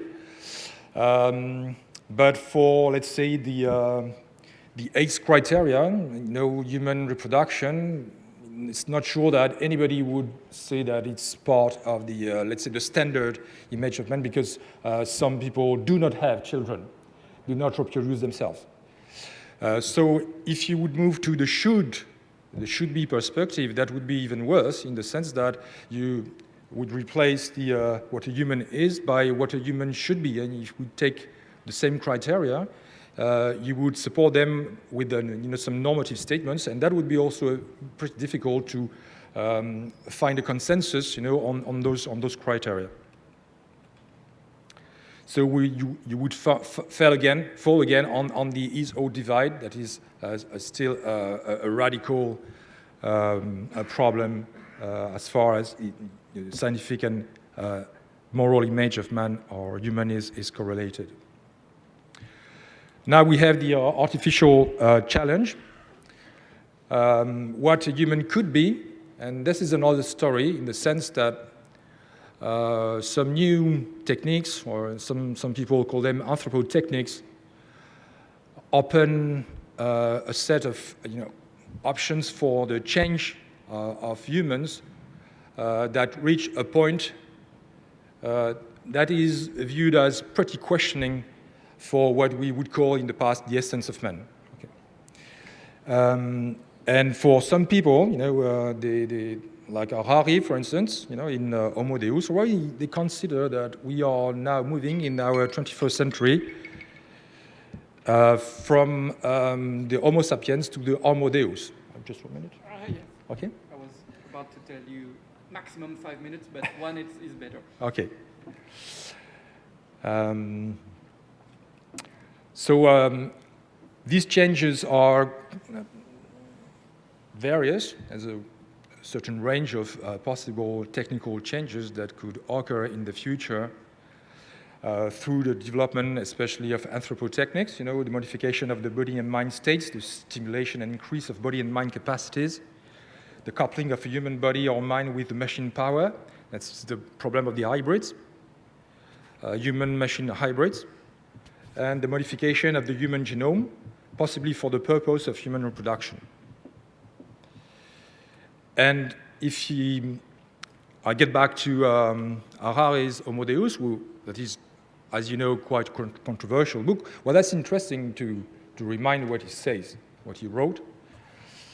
The general direction of history is not in doubt. In the 21st century, humanity will set itself the third great project of acquiring divine powers of creation and destruction, and of elevating Homo sapiens to the rank of Homo Deus. Above all, we want to be able to rearrange our bodies and minds to escape old age, death, and misery. But once this goal is achieved, who knows what will be then use this capacity, what we will then use this capacity for. It is therefore not extravagant to think that the new human agenda consists basically of a single project with multiple branches achieving divinity. But the divinity for RA is not that of the Jewish, Christian, or Muslim religion or monotheism, but rather that of the Greek or the Hindu. So we have then, with that set of possible technical options to be opened by the innovation in the future, a sort of intermediary position of technological achievements, technical artifacts in between scientific image of man and the moral image of man. And so for some maybe utopian promoters of those futuristic technologies, it is clear that even one sentence like a being is human, if it is a being who can be born, live, and die, they would add something else or not. Okay? It could be that in the future we will have different ways of experience life in this. As a contrast to this classical view. Okay, so I will skip my developments of humanism. Just one point, if we try and summarize what the doctrine of humanism is about, we could say that the commonality of many humanistic doctrines is the following: humans are free with culture to develop, create, or change their nature. So if you look at the classical humanistic program that was studied by Carlo Chiurco, for instance, in his philosophies of humanism, but also by Condorcet, well, you could say that the project of transhumanism that could be viewed as a radical interpretation of the humanist doctrine is in fact already there in the origins of humanism, the possibility of changing the nature of man. Okay? So, different modes of being, for the supporters of the transhumanist program, what is accessible by animals, by humans, by transhumans, and then by posthumans. And you see that what we could do in the posthumanist view is wide. Okay. Now it's 1 minute. Okay, I'm sorry for that.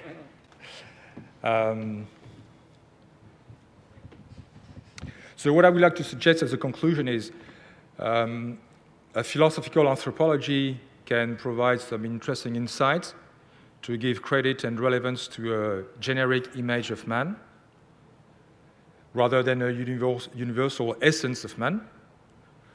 However, if the philosophical anthropology is developed on the basis of a scientific ground, and if it can hardly goes beyond that limit, including when it deals with moral issues, well, then it implies that philosophical anthropology doesn't provide, as such, the appropriate grounding for a critical humanism. Philosophical anthropology can certainly be helpful in providing some interesting elements for a generic image of man, but if they are used in order to sketch it out in the perspective of an anthropological philosophy. So this is a different way of seeing things. Philosophical anthropology, as such, cannot provide the groundings for critical humanism. You need a philosophical interpretation of that anthropology, and I call it anthropological philosophy, which is a slightly different approach. Okay, and it enables to solve the problem of the is-or divide that is still there. But this means a different ontology. You could call that ontodeontology, in the sense that you connect the ontological problems with the deontological approaches, and raise the issue of a new ontology, including machines and possibly hybrids, which is very classical from the ancient ontology. And this means that you combine the is definition of man with the could be definition and the should be definition. There's a sort of multimodal compossibilities. You must make sure that in the development of technology, you can have those three aspects that are still present and that you can combine. Okay, thank you, and sorry for being so long. Thank you, Sylvain. I don't know if it's a criteria to be a human in general necessary and sufficient, but it is sure one we need to be a human here, that you need to suggest your thought more than express it in detail, because it's so short, and we're sorry for that, but it's interesting. So I don't know if there is a question in the... Yes, Thierry?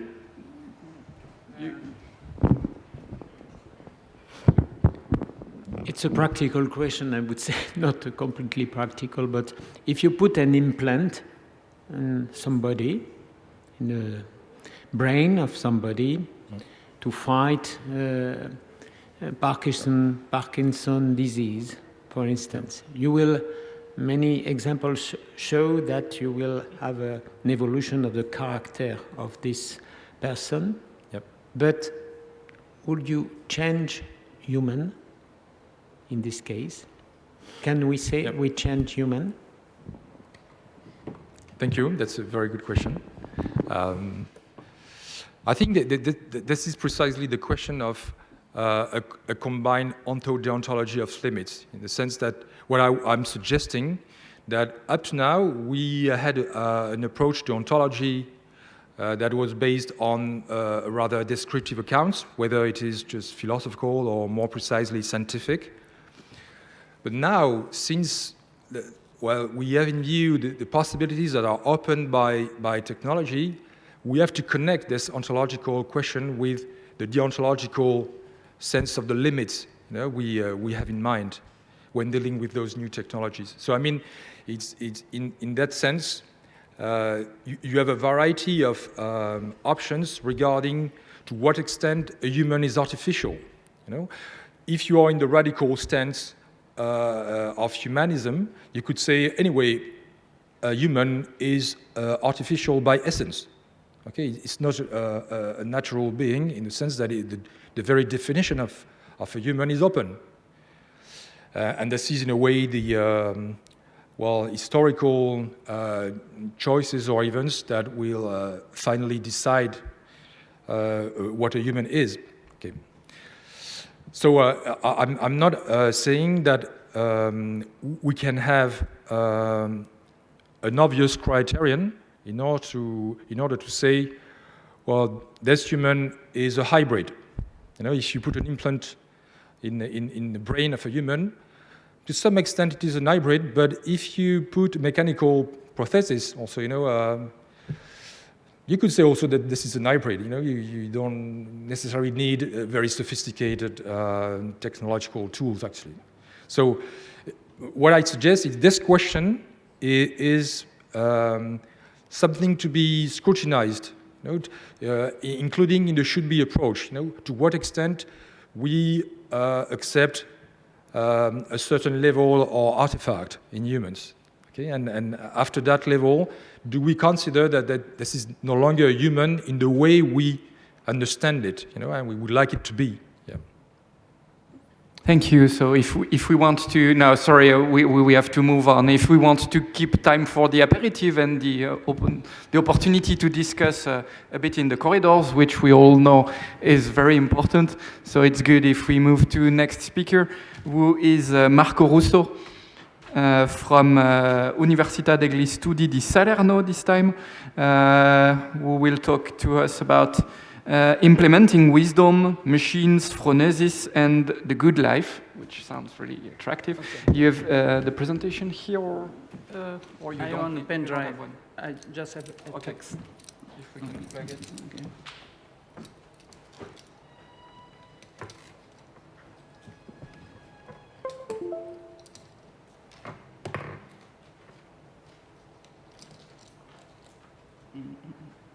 I let you. Okay. You can open it directly from here. It's too big, I suppose. For the screen is too big. Yes, you can. So you don't mind if we have it on the screen too? Okay, you can follow from. Okay. The purpose of my talk, thank you, obviously. You're welcome. The purpose of my talk is to highlight the importance of virtue ethics in the discussion on AI ethics. Virtue ethics has its core in the Aristotelian notion of phronesis, a term that can be translated as wisdom or prudence. Wisdom concerns not only moral values and decision-making skills, but an entire life project. Wisdom does not only ask what is right or wrong, but requires that personal qualities be developed to build a style of thinking and conduct. The guiding question is, what kind of person do you want to be, and not what does the ethical norm dictate? Virtues are personal qualities like fairness, reliability, and so on, with public positive effects. Virtue ethics is thus a different viewpoint from the standard approach in the AI debate. The standard approach seeks to adapt normative ethics to the technological world. The basic idea is to preserve some fundamental democratic values through codes of conduct for producers, stakeholders, and ordinary users of information technology. In a mediated form, the machines themselves should respect democratic values and norms. This perspective is top-down. The focus is on the implementation of universal norms and values. In contrast, the phronetics perspective is bottom-up. The focus is not on universal norms, but on the implementation of wisdom, that is, the development of personal virtues. Virtues are not a set of good rules, but mental and emotional aptitudes which constitute a way of being. Thanks to them, we gain a balanced conduct capable of governing the contingency that always surrounds universal norms. The wise man is typically capable of dealing appropriately with this uncertainty. Here, another question arises. Can only humans be wise?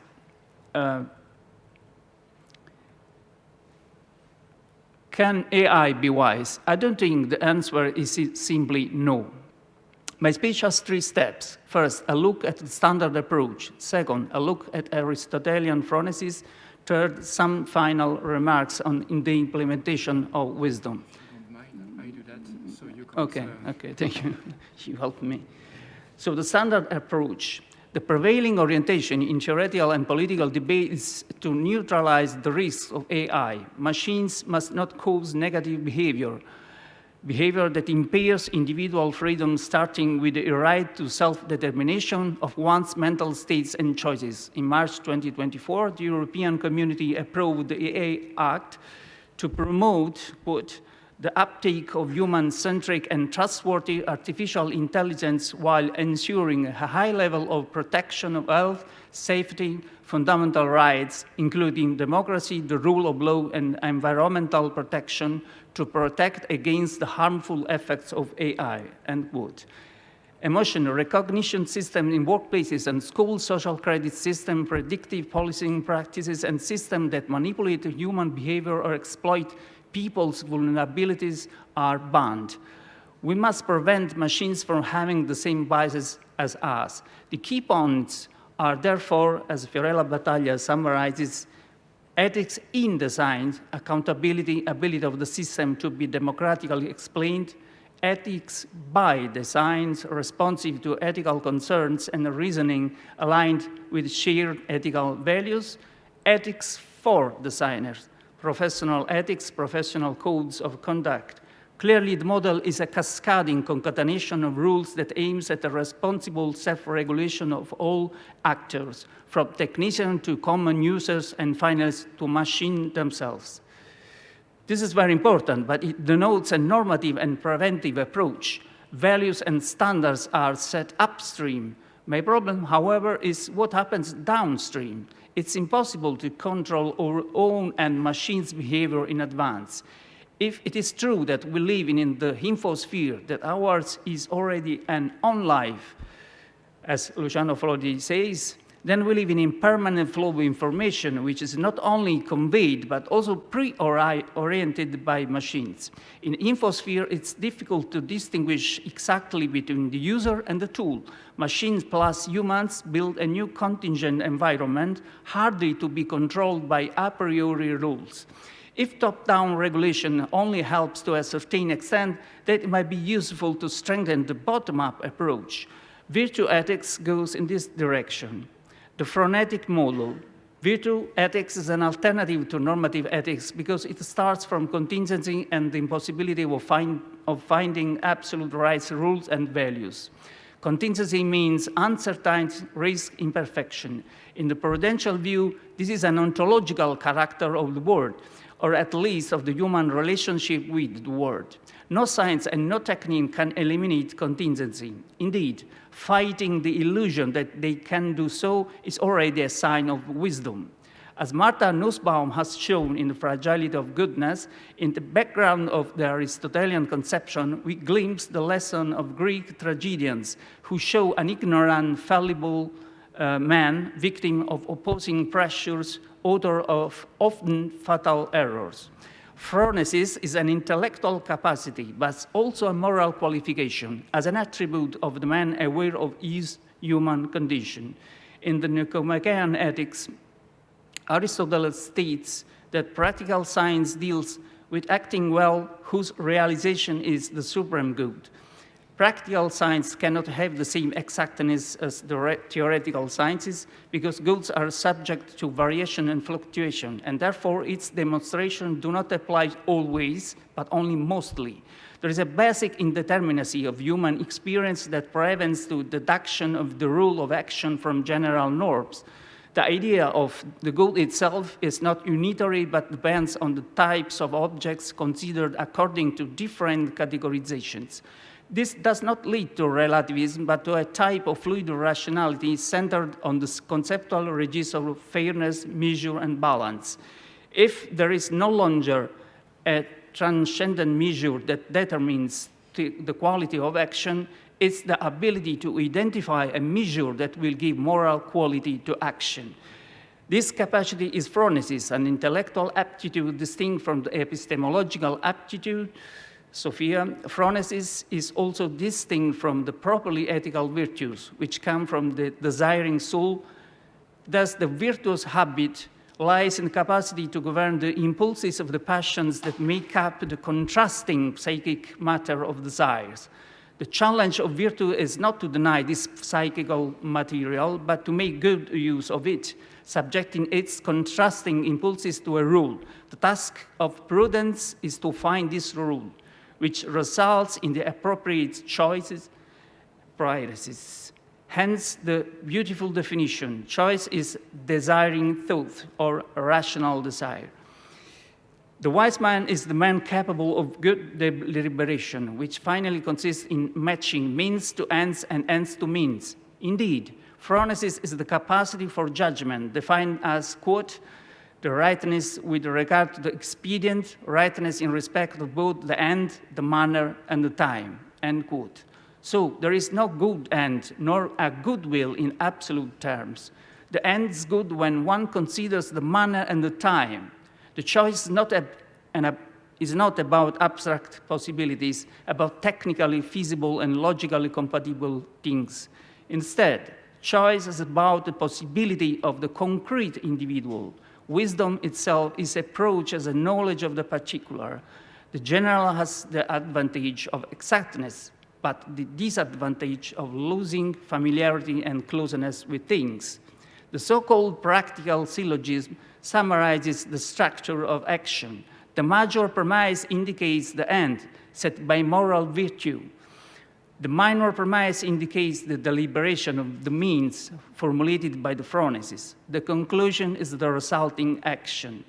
The major premise says, for example, one must be courageous. The minor premise says that fighting is courageous. The conclusion urges me to fight. The difficulty, however, lies in the minor premise. How and when to be courageous? In what exactly does courage consist? In recklessness or in coolness? In adventure or in renunciation? In desperate struggle or in escape? There is an infinite distance between the universal and the particular. There is also an infinite distance between means and ends because we often overestimate or underestimate them. Thus, the means make an impossible or harmful end seem possible. Prudence is asked to bridge the distance through laborious and sometimes innovative mediations. Third, conclusion, implementing wisdom. The first conclusion is that normative ethics is not sufficient to govern technology. It's not enough to implement the rules and to be politically correct because we cannot predict where and how the rules will be realized. So wisdom must be cultivated, that is, the ability to govern contingency. When then we then ask ourselves, can wisdom also be implemented in the machine?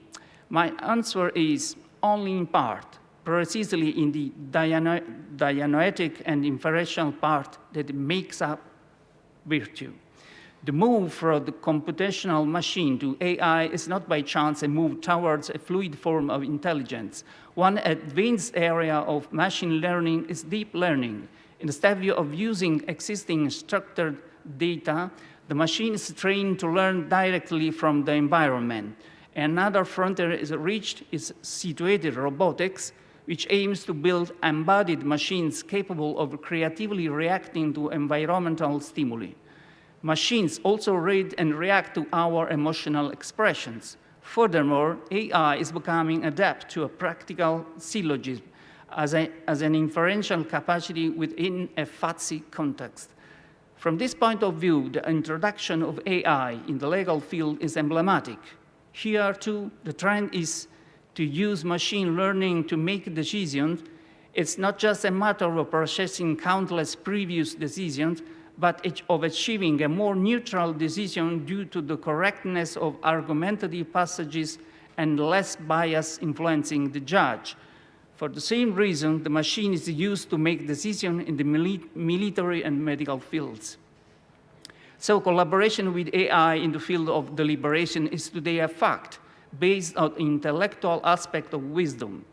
But if wisdom were only intellect, it would not be wisdom, but episteme, science. As we have seen, wisdom operates with psychic conflicts. unpredictable situations and variable means-ends relationship on the backdrop of a model of good life. This aspect of wisdom cannot be implemented in the machine. If we could do so, the machine will be a copy of our imperfection, so it will be useless. The second conclusion is that we can partially develop and train wisdom through AI as a powerful diagnostic tool.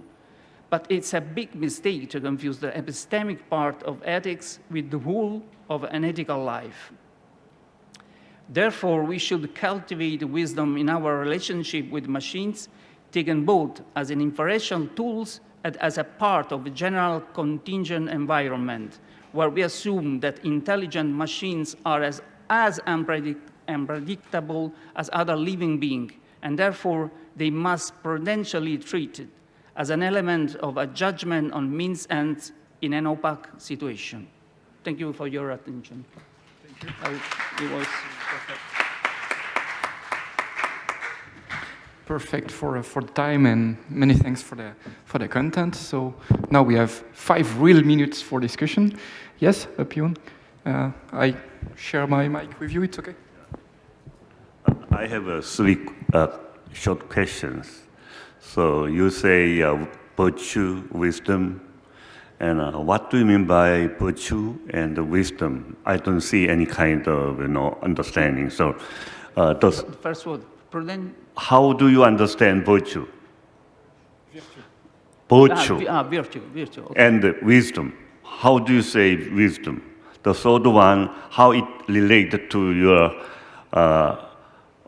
how to be human at the age of AI and neuroscience. Okay, thank you. In general, I find the normative approach not sufficient, as I said, and I find virtue ethics at least a complementary and integration of this normative and standard approach.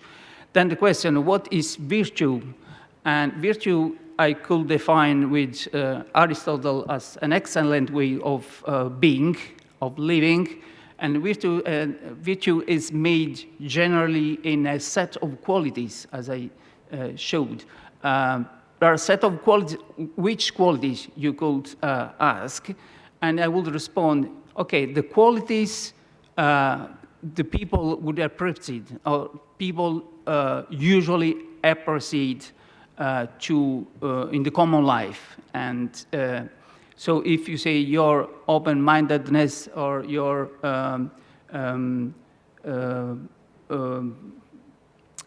soft way of having a relation with other people and so on, there are some qualities of people which will be universal recognized in whatever culture you come from, I suppose. And this is a general, very general definition of virtue. I used Aristotle just to put the difference, to highlight the difference between normative approach and which is a top-down. So you have a set of rules, and maybe you can implement rules even in the machine. But in my perspective, this would be not enough, because at the end, please. But if you say a virtue imply kind of quality, then still you have to say top-down. Yes, but it's not top-down, because I know already rules there. I have to shape my own way of being. So this is a form of life. So which person I would like to be. I don't know what is right and wrong absolutely on what is democratic Western values, but I can decide by myself what kind of person I recognize to be a good person. It's that very different approach. And also, prudential. Prudential does not mean, it's like Kant in pragmatic anthropology, to be suspicious, to be attentive, but on the contrary, is to find the rule whereas no fixed rule is. To find the balance between ends and means, and this balance stays nowhere. So there is no rule in general to find this balance. And in general, I find this AI European Act too normatively shaped. So there are a set of values. This is Western democratic values like freedom, like democracy, and everything should be accorded, attuned with these values. I find this not sufficient. Also because AI is demonstrating to be really unpredictable with this deep learning, with this new generation of a machine. And this is now. In 10 years, I'm quite sure no one will be, every machine would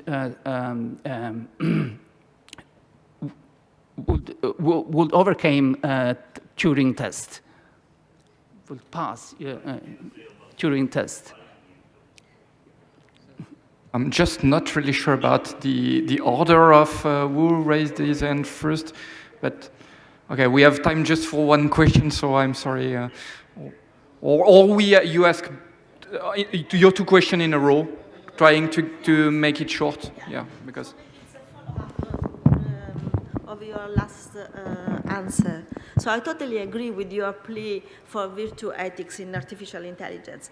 But nevertheless, we have a lot of efforts in defining some particular normative features for artificial intelligence. So, and I mean, we talk about trustworthy artificial intelligence. Would you say this is just Western values, or responsible artificial intelligence, or explainable artificial intelligence? I think it's, and therefore I would like to know your answer. So how would you see? This is a critical position against virtue ethics, or it's just something that we need to implement along with virtue ethics? So we will take the question. Yes, thank you very much, Marco. My question is very simple. Which and whose virtue should we teach? Thank you for the briefness and the depth of the question at the same time. Okay. So the answer to the second question would be classically the man a society recognizes as virtuous man, so exemplary man. It's a very difficult question in its simplicity, but as I said, a classical answer would be the exemplary man. We are all equal, but there are some people who are better than others because they have shown that they are wise men. They are, and so this will be the Aristotelian answers. And just to avoid the difficulty of your question, it will take time to answer.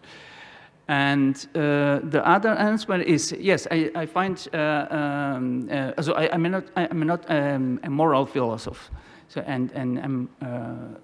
So, what as an observer, a philosophical observer, and as normal person, I find absolutely not sufficient this approach. I repeat, I must repeat it. I'm not against Western values, not against responsibility, democracy, and freedom, and so on. But this is not enough. This is because our environment, if it is true that a machine belongs to our environment, and it will be more and more so. So it's quite useless to find where humans finish and then machine start. It's all mixed. This is what a fuzzy environment called.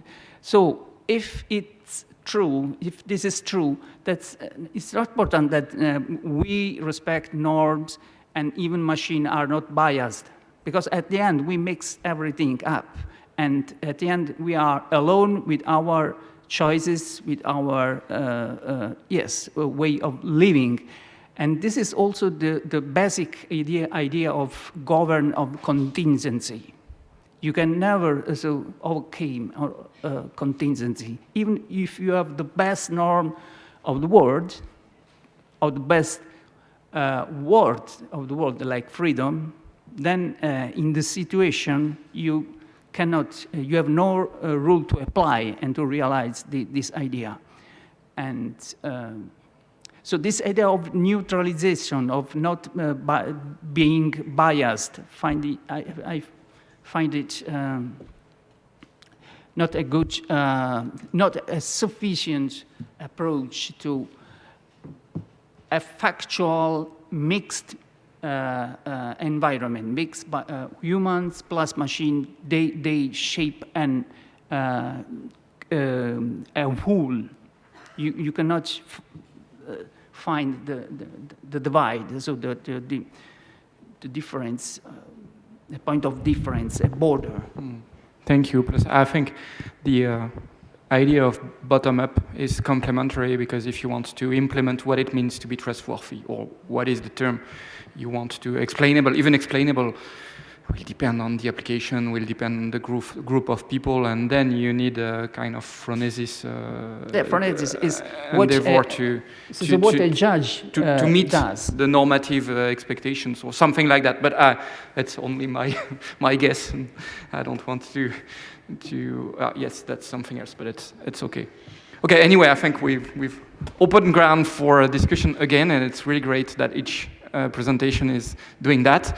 And so I invite the last speaker, or two maybe last speaker. No, you're two in authors, but just writers. So it's Joana Romeiro and Helga, and your Helga Martins from the Universidade Católica Portuguesa from Lisbon, who will present us a paper on unlocking the soul, AI and neuroscience insights into spirituality. So you have the...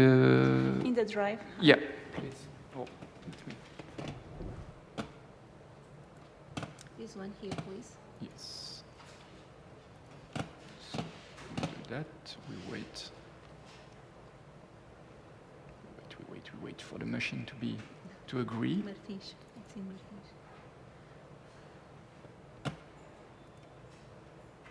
Thank you so much, Mathieu. Good afternoon, everyone. Thank you so much, Mathieu, for my presentation. The co-authors of this paper is also Joana Romeiro and Professor Silvia Caldeira. Me and Joana, we are postdoctoral research fellow in the Integral Human Development Program at the Portuguese Catholic University, and the program is directed by Professor Peter Annenberg. So let's move on for my presentation. This is the table of contents of my presentation. So I will start with spirituality and neuroscience, spirituality and AI, some opportunities, some challenge that we have. At the end, we have the conclusion. So let's start with some insights. What is spirituality? Spirituality is from the Latin word spiritus, that means soul, courage, vigor, breath, and the life force. The origin of this word reflects the profound and intrinsic connection between spirituality and the essence of the human being. When we talk about spirituality, it's an individual experience, rather complex, and it's a universal phenomenon. Spirituality, when we talk about theoretical spirituality, we have 3 dimensions. The first dimension is interpersonal spirituality.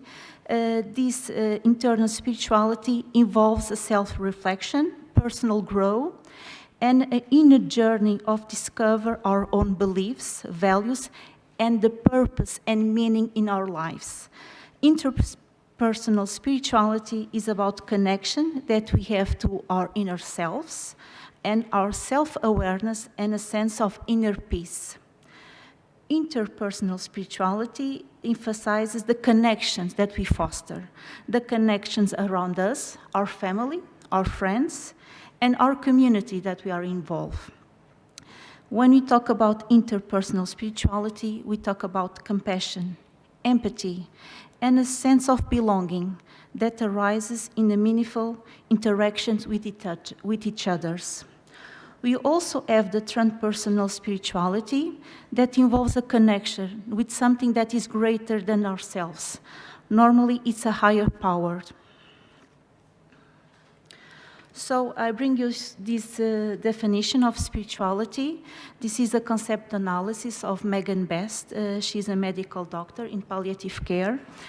So spirituality is a dynamic dimension of human life that relates to the way that persons, individuals, and community experience, express, and or seek meaning, purpose, or transcendence, and the way they connect to the moment, to self, to others, to nature, or to the significant and or the sacred. Recently, in healthcare, we have recognized the importance of spirituality in clinical practice. This reflects a more holistic approach in patient care, where spirituality is seen as an integral part of healing and health. This only benefits the patients by improving their overall health, but also helps patients who are facing challenging situations like end-of-life care or some chronic diseases.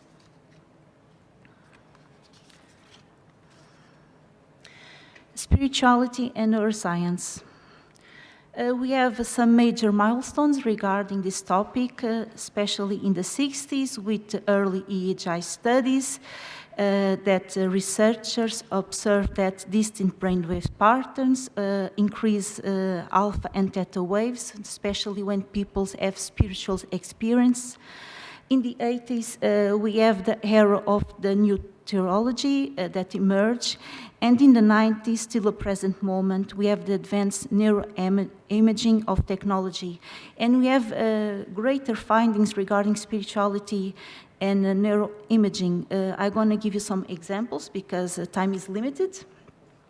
For instance, the prefrontal cortex is the regions associated with higher orders and functions in decision-making, self-control, and complex thoughts. It helps to process the role of spirituality experience by integrating them into their personal and social perspectives. Also, we have the temporal lobes. It's important, especially the hippocampus and the amygdala. They are crucial for memory and emotions and sensory processing. Normally, this part of the lobes, it's related to mystical experience and the perception of the divine, of the spiritual experience.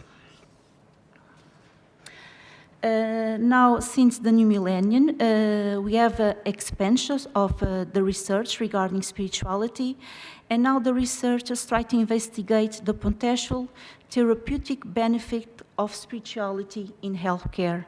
We also have very interesting findings regarding the therapeutic benefit of spirituality in anxiety, depression, happiness, life satisfaction, and so on. Also regarding spirituality and the neurosciences, we have some important authors regarding this topic. We have David Lewis Williams with an interesting book, The Mind in the Cave, that I recommend you to read.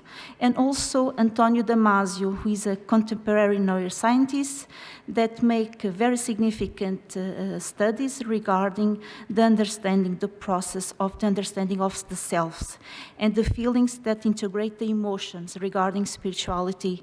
So also a very interesting book that you can read, It the Self Comes to Mind, Constructing the Conscious Brain with the Conscious Brain. And we have more and more about this topic at the time, I know. So now we have here spirituality and artificial intelligence. Here, several authors have explored these topics, especially regarding addressing the human needs and the suffering regarding patients.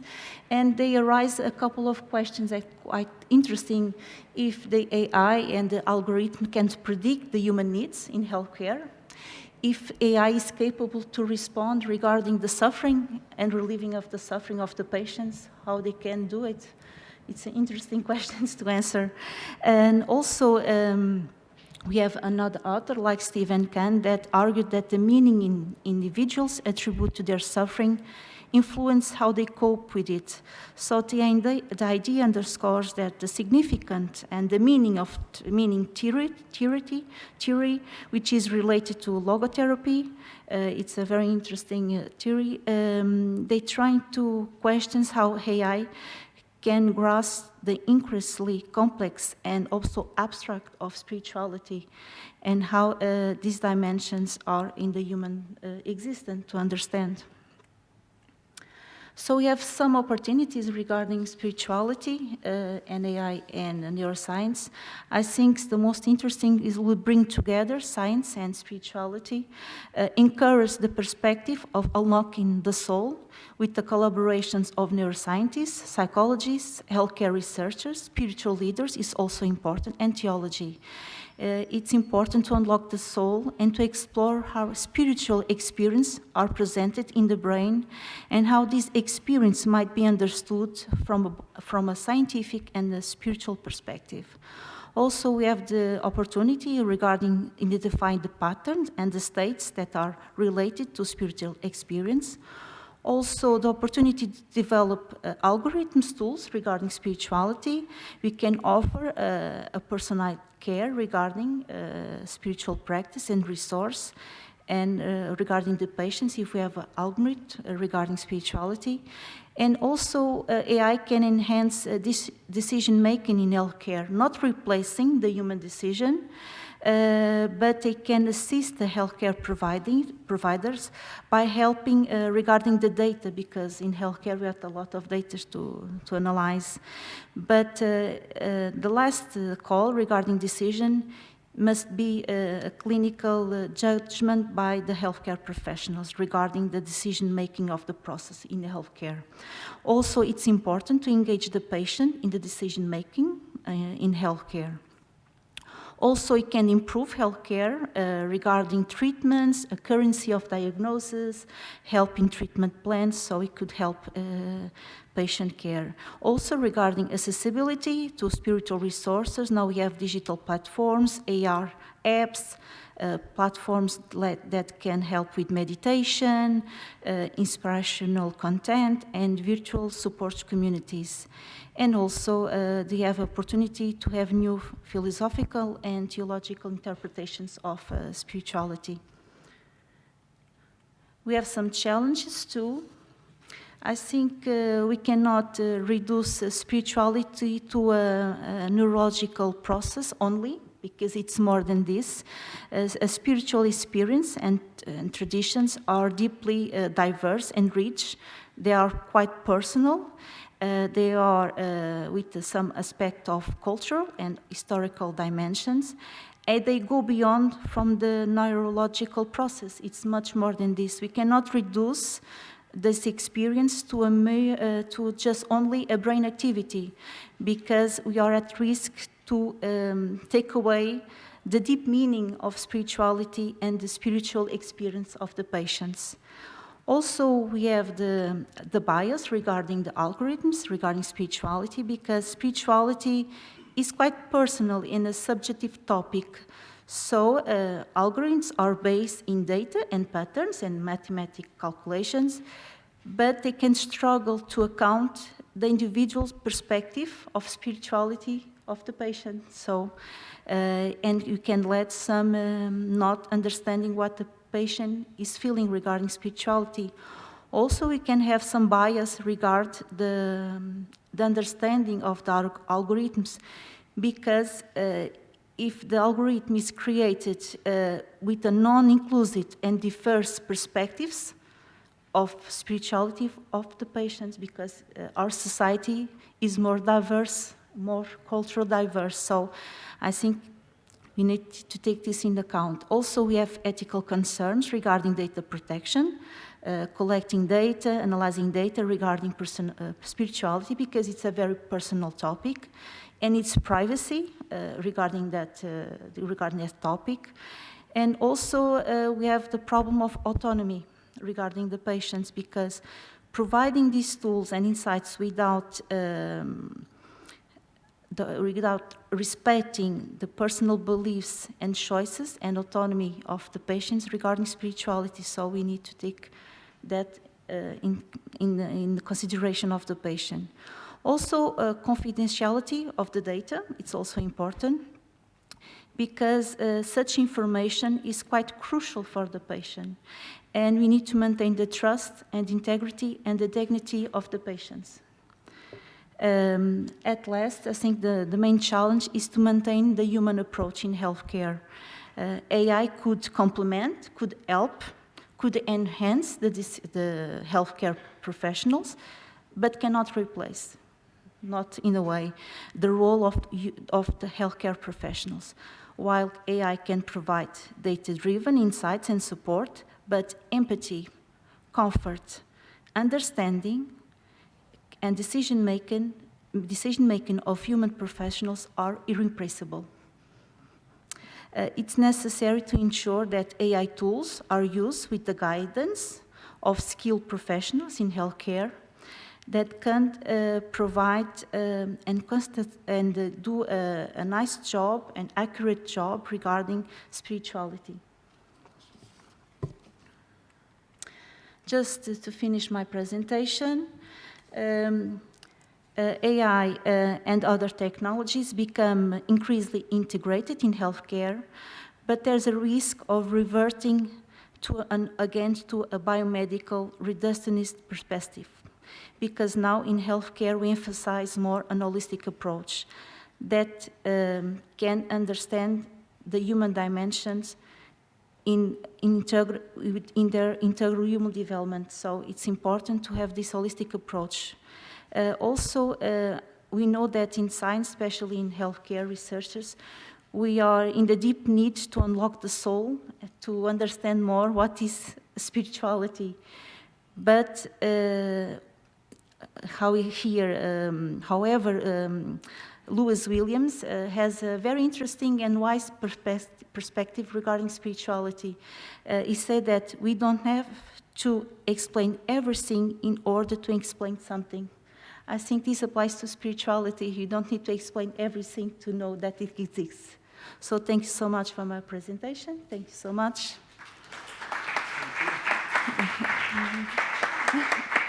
And thank you for the time management, which is perfect. So at that moment of the day, it's even more valuable. So we might have some questions. We have a few minutes. Yes, Thierry, and then maybe you can, if they're not too long, we can chain them. That's a small question. Okay, but bon. So you raise your hand first. So yes, just to say, spirituality is a very broad concept. Yes. Thank you for your talk. That's the problem. Is it related to psychological aspect? Is it related maybe to spiritus, which is not the same, that can be sometimes mixed when we speak about spirituality? And so the influence of neurosciences, the influence of artificial intelligence will be oriented according to what you call spirituality. Yes. So that's a comment. It's not Yes. Spirituality is a very broad concept, and you can see in the three dimensions. Also, some researchers speak about the vertical spirituality, because it was on my slide. It's related to the mystical and the transcendence of spirituality. You can approach by that, but normally when we talk about spirituality, especially in healthcare, we talk about the meaning and the purpose in life and our connections to ourselves and to the others. I think spirituality is what we are doing here, what are our meaning, what are its purpose, and that's mainly spirituality. Of course, there's not a gold standard regarding the definition of spirituality. You will find in the literature a lot of definitions regarding spirituality. Some researchers recently say that a definition of spirituality, it's obligated to have 3 words: meaning, connection, and transcendence. If you have a definition that embraces these 3 attributes, it's a good definition of spirituality for sure. Thank you. And so, please. You mentioned that AI cannot replace human expert in your presentation towards the end. The AI cannot replace. Cannot. Yeah. Or should Could, not. should, You say cannot. You say should not. Okay. You are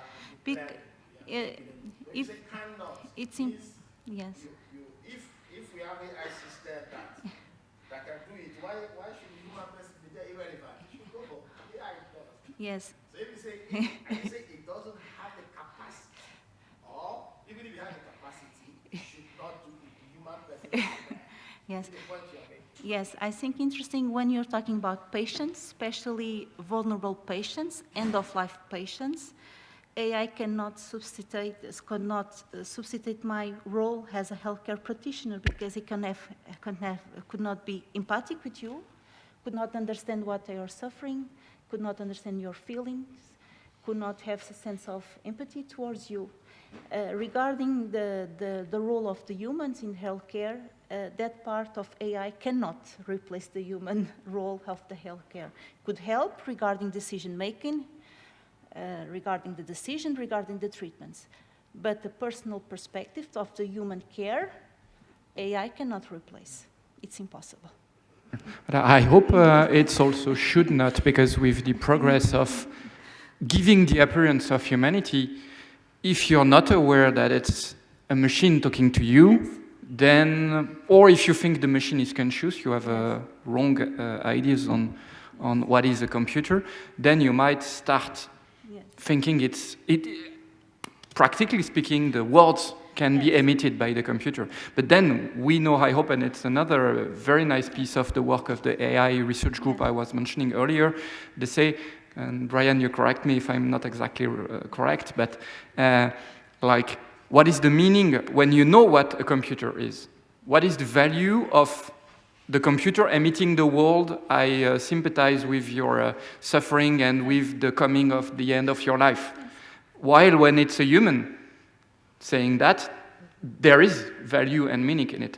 But there is a danger that if we obfuscate too much what a computer is and isn't, then we might start thinking that there is value in a computer saying, I sympathize for you dying soon. But I hope that we can resist to that. But you see, there is a stake between the can and the should. I'm just going to add, normally patient reports, what is the most important thing in the hospital? What do you think is the answer? What is the most important thing in the hospital? What the patient says? Contact with the doctors or something? No? The contact, the empathy of the healthcare professionals. Which is reassuring about... is the most important for the patients. The intuitive understanding. Also the technology, the treatments, everything is important. But they say that the most valuable thing is the relationship between healthcare professional and the patients. That's make all the difference in healthcare. There are so many questions to be raised, so maybe last one, Marco, if you wish.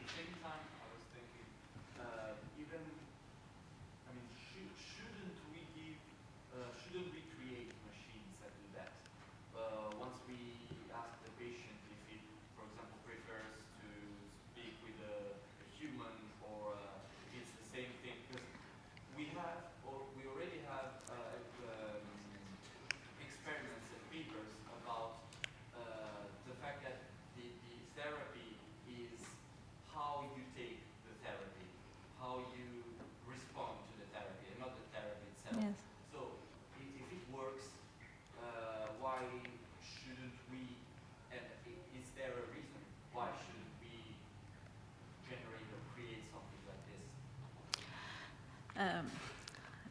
I think, in my perspective, yes, you can create it, but I think the studies in healthcare, I think AI can help, but it's not all. It's not all the answer. I think it's not all the answer for healthcare. I think you need to have a balance regarding AI and technology and the human perspective of healthcare. I think we need to have the balance both at the end. An example that we can do is pet therapy, for example. Yes. It's the exact same thing. No, come on. Pet is alive, a machine isn't. So you might start thinking there is something about compassion with a pet, but not with a machine. The important part is what helps the patient. The fact that, I don't know, you're assuming as a choice, not as something that has to be done forever. I think technology could help more in diagnosis, accuracy diagnosis, that kind of robotics, surgery could help. But the human touch, the human connection between healthcare professionals, I think it's irreplaceable. I would say, but maybe it's an takeaway comment, and we go on discussing around the drink. Thank you so but much, Matthew. if you maybe the question you raise, ask another question is, why is it that as empirical data indicates that people, they value human contact or living contact with a lively being? So the fact that it's possible that for some it's satisfying to be confronted with a machine only, maybe it signals something that we should look at. Like either they're not aware of what a machine is really, or they're fleeing from the contact with the human from some other reason. So I would maybe go there also as an indirect answer to your question. If you have a patient that is suffering, that is in pain, do you want to be delivered care by a robot that asks to you, how do you feel? I think it's not. I think perhaps you prefer that a healthcare professional comes by next to you, holds your hand. What's the problem? What can I help you? I'm here to help you. Sure. But I mean between both of you, because I think you start having machines that can produce convincing, at least voiced, and maybe even with generative AI, with a face on a screen, that can generate artificial, without any life, pictures with sounds that looks like if someone is talking to you. And then the problem would be also with a kind of label saying it's really human or not, and everything that we would consider not by. But I propose we discuss that around the drink would be more efficient, or but because I think it's better if we close now. But thank you a lot for that last presentation, and thanks to all speakers for their contribution, all person for the questions, and careful listening. Thank you. And so we see each other tomorrow morning at 9, if I'm correct, yes. And probably also before that for some of us in different groups, but it's what's best in the conferences. So thank you.